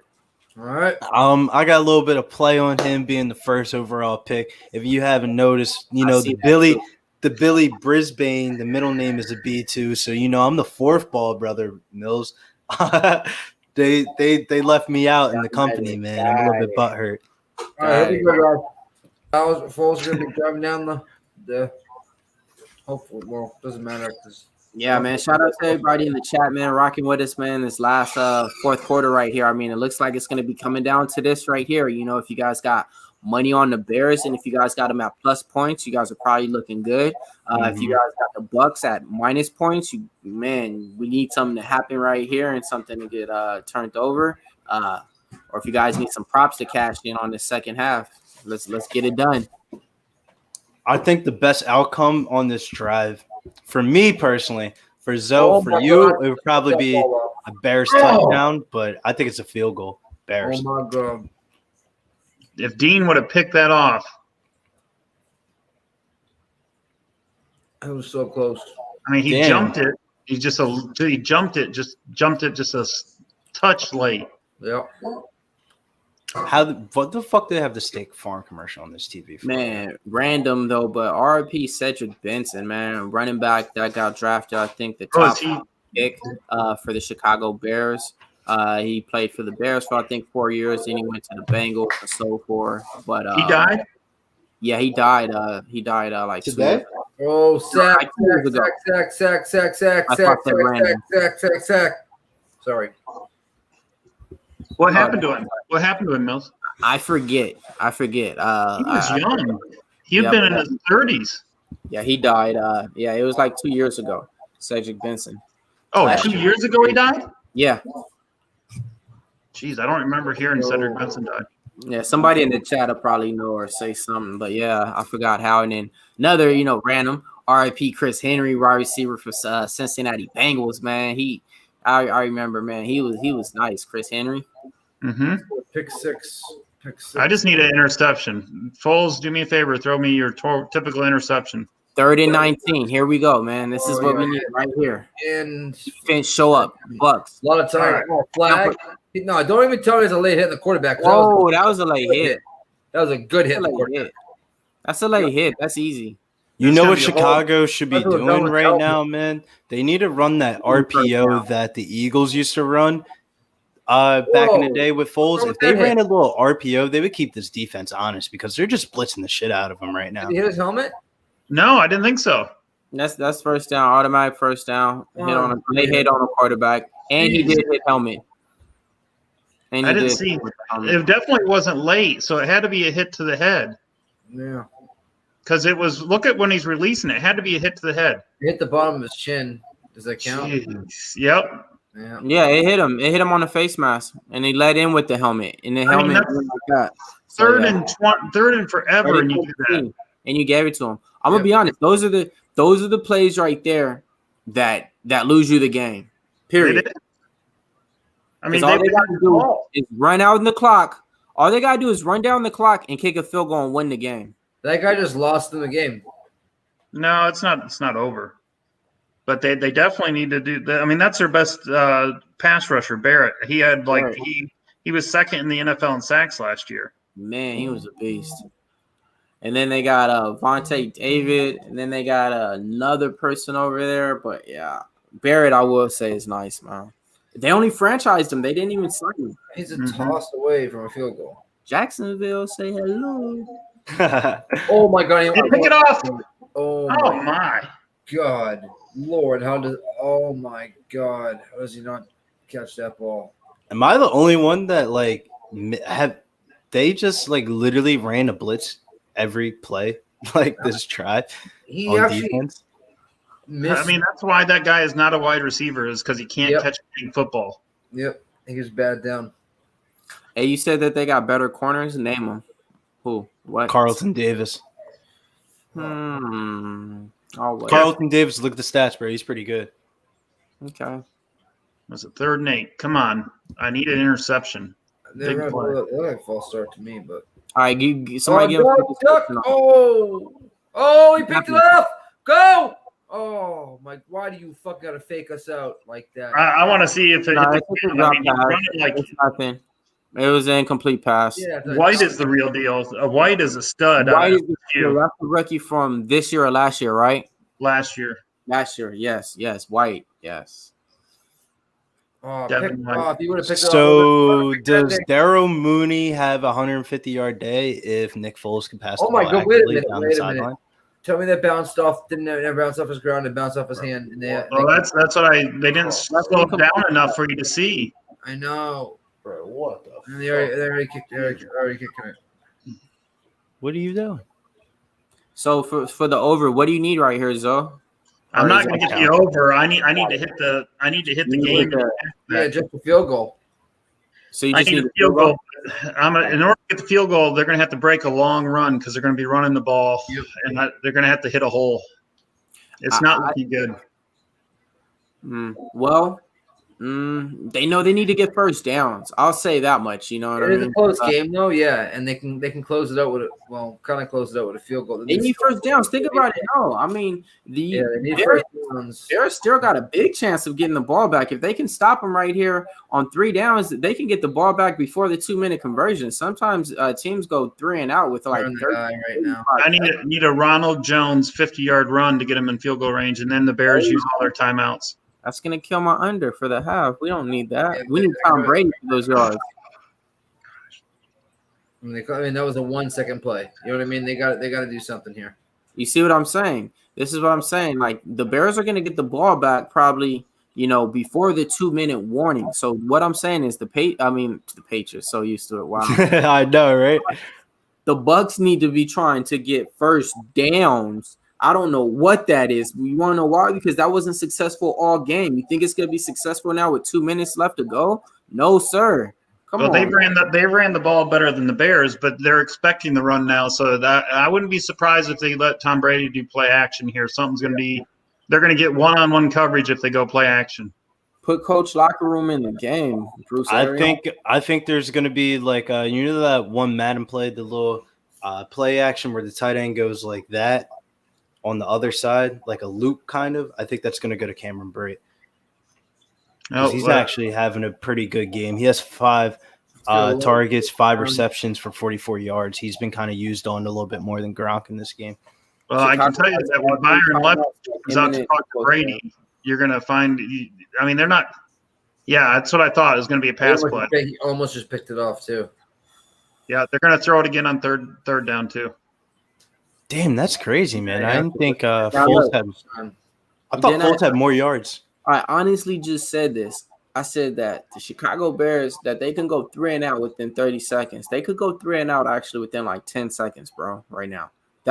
This is not even like, surprising at all. That's what I was trying to say. Like this game, there's no flow to it.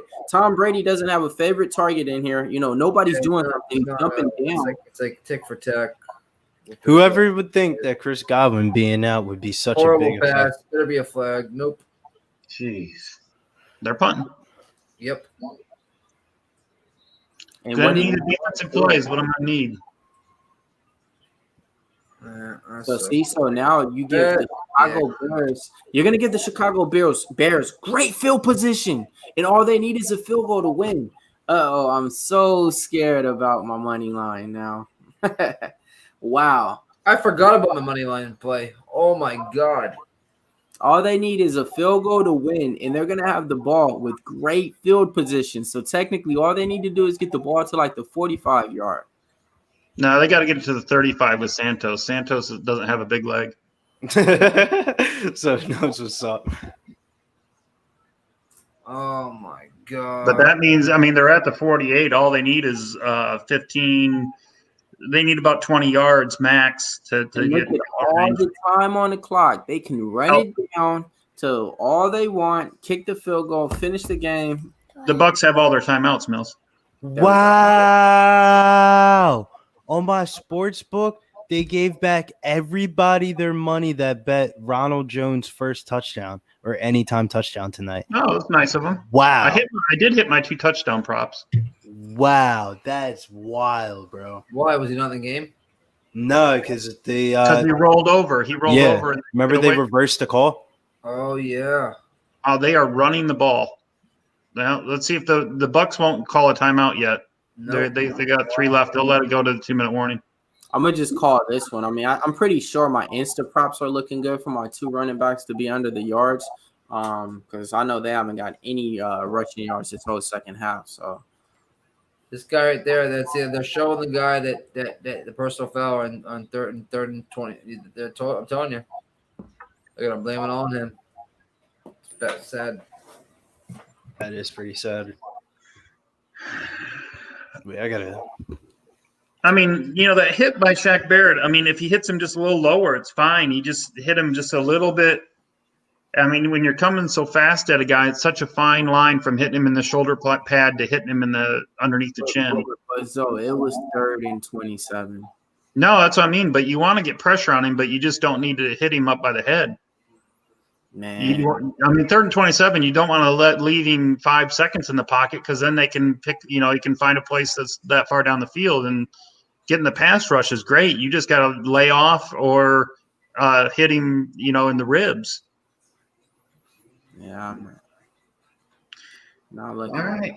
This is going to be a good last 2 minutes. I'm just hoping that he throws one in the flat and Tampa Bay picks it off and runs it back for a touchdown. Possible. Yeah, let's get this Nick Foles exactly interception, pick 6. He's due for one, man. Yeah. And I think it helps if they can get some pass rush on him and make him throw it a little earlier than he wants. Yes. You see, Nick Foles has that quick release. He needs to get the ball out of his hands real quick. That's why he's always going to look, and check down and get it out of his hands. That's where he's the most accurate at. If he holds on to the ball, it usually doesn't result in the good throws. But yes, sir. Thank you for everybody tuning in to Pub Sports right here on this Thursday night. Bringing you guys this content, live betting as well. Definitely tune in to all the shows coming up tomorrow. And then tune in to Saturday because we're going to be giving you guys all the best live bets for UFC Barboza. I am rooting for it, Slaughter. So I don't need the $100. I'm just rooting for it. And you see Connor Mack, he says, "Dub Bears," followed by Foles floater is what we need. Oh man, that's crazy, man. The Bucs have been killing these underdogs on these Thursday nights. Well, I went against myself this week because normally I take the home team on a Thursday night. I did it last week and I lost last week because I took, it's only 3 days for the road team. And I thought for sure that last week the home team would cover and they don't. Now I go the road team and unless the Bucs do something, I'm going to lose this one too. I didn't think the Bucs had any chance of losing this game. Yeah, me either, bro. The Bears don't impress me at all. They still, if they win this game tonight, I still won't be impressed. Well, it's because it's a Thursday night game at home. The home team should win Thursday night at home, but I just think the Bucs are a much better team. Yeah, overall. He's only 14 yards off. I'm gonna just go ahead and predict it, man. You guys are gonna see Allen Robinson make his 10th catch, probably. I hope he does, man. I hope he doesn't, man. Oh my God! I could have been picked. Look at that ball float in the air. Floats in the air. That's where you need that. That's where you need Ed Reed. If Ed Reed was back there somehow, that would have been an interception, pick 6 to the house. Kiss the babies. What's up with Foles, man? Foles is starting to consider me throw these little wobbly. The football, perfect pass. That was like a perfect. The Bucs defender got there a little early. It's fourth. It's 2 down. It's 2 down territory, right? Yes. They will go for it on 4th down if he doesn't get it here. Yeah, but it's not gonna be a field goal. It's gonna be a touchdown. So it's no. First down. Wait, that was Miller. Though. That was Miller. I need to. Hey, Zoe, can you give me some stats on Miller? How many receptions? Please tell me 3 for the game. Miller. Please tell me 3. I don't know, man.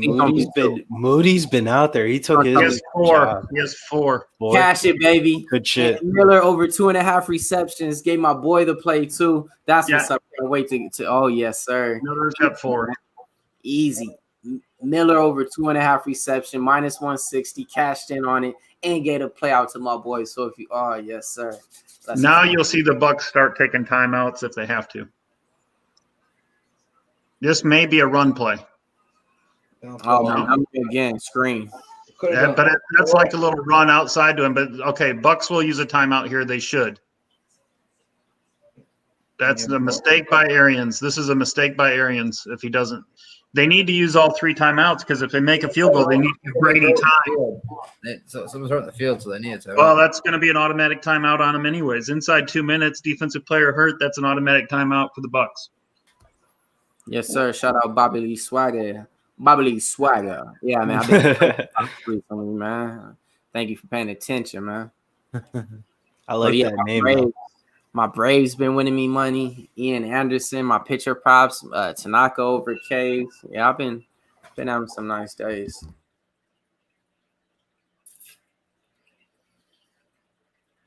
Come on now.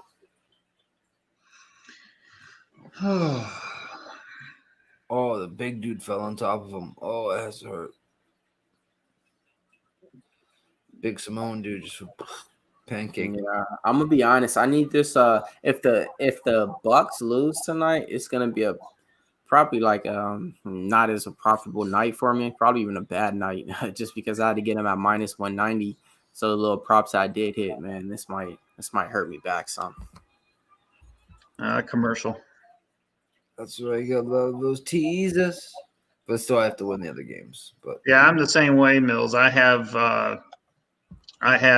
the 2 touchdown props, but those aren't the same as I play for the game. So I'll end up losing a little bit if I'll probably lose 1 unit after hitting those 2 touchdown props. come on, these commercials. Longer than 2 minutes. Look at my boy Razor, man. What up, boys? Just ended the show with a $1,000 trifecta. Hit Houston minus 6.5 in college football, under 45.5 in NFL. Huge day if the game stays under in the NFL. I feel you, man. Razor, I tailed you on your baseball plays the other day. And, man, besides some random bullshit happening, man, that was almost a sweep. I wonder if because Preston was playing all of Razor's bets. I wonder if Preston hit that trifecta as well. See, the only problem is with that is depending on what state you're in, they only allow you to bet on certain tracks. Yeah, in what book? But yeah, I can bet on most of them. Yeah, like in New Jersey, I have to use like Bet 365 and like MGM Casino to bet horses and stuff like that, rather than just like actually. what? I know you are. Try Twin Spires or TBG.com. Twin Spires or TBG.com. It'll work for you. Bet. As long as they're good in New Jersey, we're good over here on this side of my damn. So, All right, come on. Someone just said, "What a toss!" Floater to Montgomery. There it is, and there's the ball game. No, it's not the ball game. They still got 2 timeouts left. They're going to use them here. It's not the ball game. If they hold them to a field goal here, they're going to run the ball. The Bucs will get the ball back if they can stop them with about 40 seconds left. You're a positive person. Yeah, Bucks getting the ball back with 40 seconds left. That's the ball game. This ain't the Patriots. They don't got receivers that's gonna get down the field. They don't got timeouts. this is the ball game. It hasn't been no good nothing coming from Tom Brady to think that if you give this man 40 seconds now, he's gonna be able to pull the impossible. Unfortunately. This should be a run play by the Bears. It is. Stuff it. All right, timeout. Yeah, I'm definitely about to hit that rushing prop for second half. Yes, sir. Yes, sir. See, 2 things I've been noticing. Like I said, scores been going under, and the running backs have been going under their rushing yards for the second half. But most games, Mills, have not been going under. As a whole, Vegas has been losing their butts on over-unders. Now, the Bears the last 2 weeks have gone under. They didn't go under in Atlanta. They went under last week against Indy, and they went under this week. But in Atlanta, that game was way over. I mean, that's Atlanta, man. Come on now. No, I'm just saying Atlanta put up a ton of points against them, and they put up a ton of points against Atlanta. Oh, no, I'm just saying in period, in general in the NFL, not just the Bears. Well, the in general in the NFL, I think it's been over 65% definitely in overs this year, and they've really moved the lines up to adjust for it. For the second half of the game or the whole game? The whole game. Oh yeah, whole game. Yeah, I'm saying for the second half. He's throwing it. He missed it too. Why would you throw that ball? That is stupidity. Now they have 1 timeout left, and if you run it, they can call it, and they'll get a minute and some time left. That is an absolute bonehead play. Yeah, why are they still passing? Because they were trying to get the first down to end the game, but I just think that it's too big of a risk. Look at where they are now. They got to throw it now. They cannot run the ball now. And if they don't get this, then the Bucs are going to have a minute and something left with maybe a timeout left if this is incomplete. Damn. Complete. Yep. But All right, now they'll use their last timeout. They'll use their last timeout. A minute 17 left. You're going to give Brady that amount of time, and he needs a field goal. Now, what I need is the Bucs to break a big play for the touchdown. let's block that field goal and march down the field. See, I like this outcome better than I do. I like this outcome better than just a field goal with 30 seconds left. Yeah. I mean, they already let Mike Evans behind him on a 3rd and 27.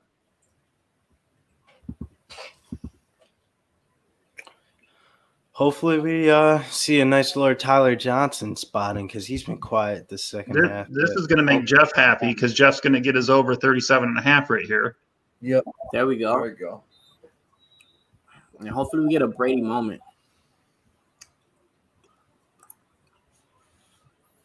38-yard attempt from Santos. Let's see. This should be automatic. Yeah, it should, but if you play for the Chicago Bears and you kick field goals. Good, Jeff. Yeah. I mean, typically, if you play for the Bears, though, you never know. You're right, Mills. They are cursed with kickers. All right. Brady's got a minute and like 12 left or something like that.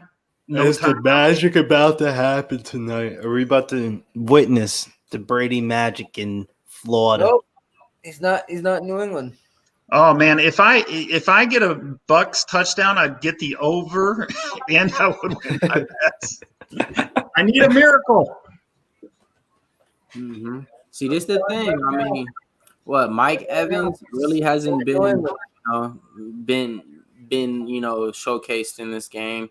Nobody else. You got Cameron Brate, who's the main guy, for receptions today. So, I mean, that's Brate and Johnson, man. Like a rookie that has made his first NFL appearance and then a tight end that hasn't played relevant snaps. I know he scored last week, but relevant snaps since like 2-3 years ago. Like, remember Cameron Brate became a thing 2-3 years ago? If you're going to your tight end, Goofy Gronkowski that only can catch from 10 yards away. Hey, man, Gronk got hired there to become a pass blocker and nothing else. He's just a blocker. He's been partying. So let's go. Is Gronk on the field? Bring Gronk out, man. I just need one reception for Gronk to go up for 3.5, man. I heard he drained his minibar. What do you mean? You know what a minibar in your hotel is? All those little trinkets of alcohol? Oh, I thought you meant that he drained all of his steroid muscles. Man. Hit that's too probably out there, people. Because he looks like a skinny now. He doesn't even look like full Gronk. Yeah, I know. That's all that freaking XC is doing. Let me see. So you got 1st and 10. Brady's gonna drop back. Let's see. Let's see. Throws it in the air. Let's see if it's caught. It's caught. Gets out of bounds. Mike Evans shows his face. Shows the people, hey, I'm here today. I actually play football for the Tampa Bay Bucs. You got a touchdown in that. I don't care. Half. I don't care. That's not irrelevant. A lot of people could catch for a touchdown. Hey, I had that. I mean, Mike Evans' stat lines are like 3 catches for 3 touchdowns, and that's about it. And you'd be like, "What the fuck?" Go, Brady. 41 yards for 5 Let's go, Brady. Let's go. You got 1st and 10, ball on the 38. Drop back, throws out of bounds. Looks like to Evans. They're not on the same page now. Watch them yell at each other. Man, go this way, go that way. He's been doing that the whole game, man. That was just a bad pass. He was very calm there and collective. He's like, all right, that's not gonna work. It didn't work all game. All right, come here. Right, he only needs about 25 yards, right? Where are they at? The 37? He needs about like 30 yards, man. 13, 15. Yeah, about 28. Oh, it's not going to do it there. Tom Brady you got to hustle. What are you going to do with that? Got to hustle. Hit the ball up. All the time is running out. See, that's the thing I don't get. Like, when you throw it that way, you know already he's not going to get the first down. The clock's going to keep. That was 35. Tom Brady back throws it. Looks like it's Guess we went to. Guess we went to. Gronk. He went to Gronk. Man, and I would have needed that. That would have been. You know, the funny thing is, if Mike Evans kept on running through that, he would have caught the tip. Yes. Evans stopped, and if Evans would have kept on running, it would have landed right in his hands. Watch Evans. Watch him stop, and if he would have kept going, he would have caught that ball. All right. So don't give it up yet, Nick, because I know you're ahead of everybody, but I know you're probably. Let's go, Patriots. Let's go. So you got 4th and 5 right here. Tom Brady dropped. Suck, Tampa. And he was trying to go over. Absolutely horrible pass by Brady. Horrible. Let's go. He just goes 4th down. What do you mean? Look at Tom Brady. He's thinking it was 3rd down. That is just an idiotic pass. He didn't even know the down, guys. Wow. He's fucking holy. Did you see him afterward hold up his 4 hands like it was 4th, like it was just barely about to be 4th down? That is ridiculous, Brady. Wow. Man, it looks like we're wrapping this one up. Everybody's going to be a little bit heartbroken for those Tampa Bay money lines, but you know what they say, man. Always fade the public. There's no fucking down it is, crying out loud. Motherfucker, I don't know what down it is. Nope, he had no idea. He would not have thrown that pass. He would not have thrown that pass on a 4th and 5. No way. That's a game, guys. Yeah. Sucks that I lost my game in my halftime bet. That sucks.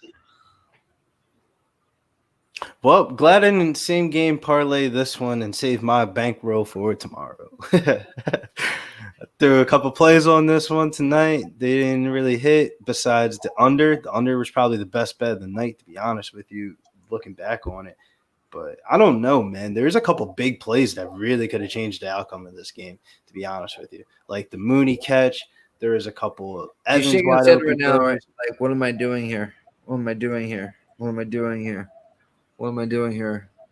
Oh man, see, yeah, this play right here is gonna hurt me, man. I just made it back to green today, literally, like green. Now, after this game ends, say hello to my red friend. Oh man, that means I'm going back to red, man. The good news is my Dodgers are covering the run line. So, hey, what is it, 6-2?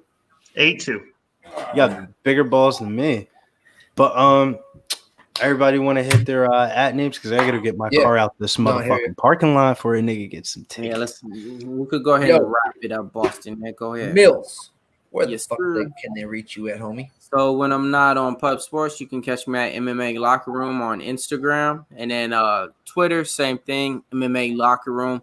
Give me a follow on YouTube as well. And that's pretty much it. But catch me here on this Saturday night, man. I'm gonna be breaking down all my best bets for you guys for the UFC event. Absolutely. Billy Briz. Follow me over on Twitter at Getting Bills. I'm glad we all experienced the most overrated 4-1 team in the NFL right now. So when those lines come out next week, I'm fading the Bears. I hear you. Everybody tune in for Talking Hands tomorrow, 9 p.m. sharp Eastern. Go over the fights tomorrow. Slada and Mr. Bang, bang, bang, bang. Preston himself. Bang, bang. Good time. And then Saturday as usual for the fights live. And everybody in the chat, you guys are the shit tonight. Had a great time, fun night. I know Mr. Razor Sharp there is bragging about his nice trifecta last hit of the night, $1,000 bill. But until next time, PSR, you can find us at Pub Sports Radio Sundays, Mondays, Thursdays, Fridays, and Saturdays, and a bunch more in between. So make sure you subscribe so you can get and hit the bell notification so you can get all the action. So that being said, Zoe, you have any social media? No. Thought so. Mr. Fat Fist on Twitter, Boston Nick _ UFC on IG, and of course on PSR Pub Sports Radio. Till next time, guys, cash those bets, cash those checks, and beat the shit the fuck out of those bookmakers. Later. Adios. Peace.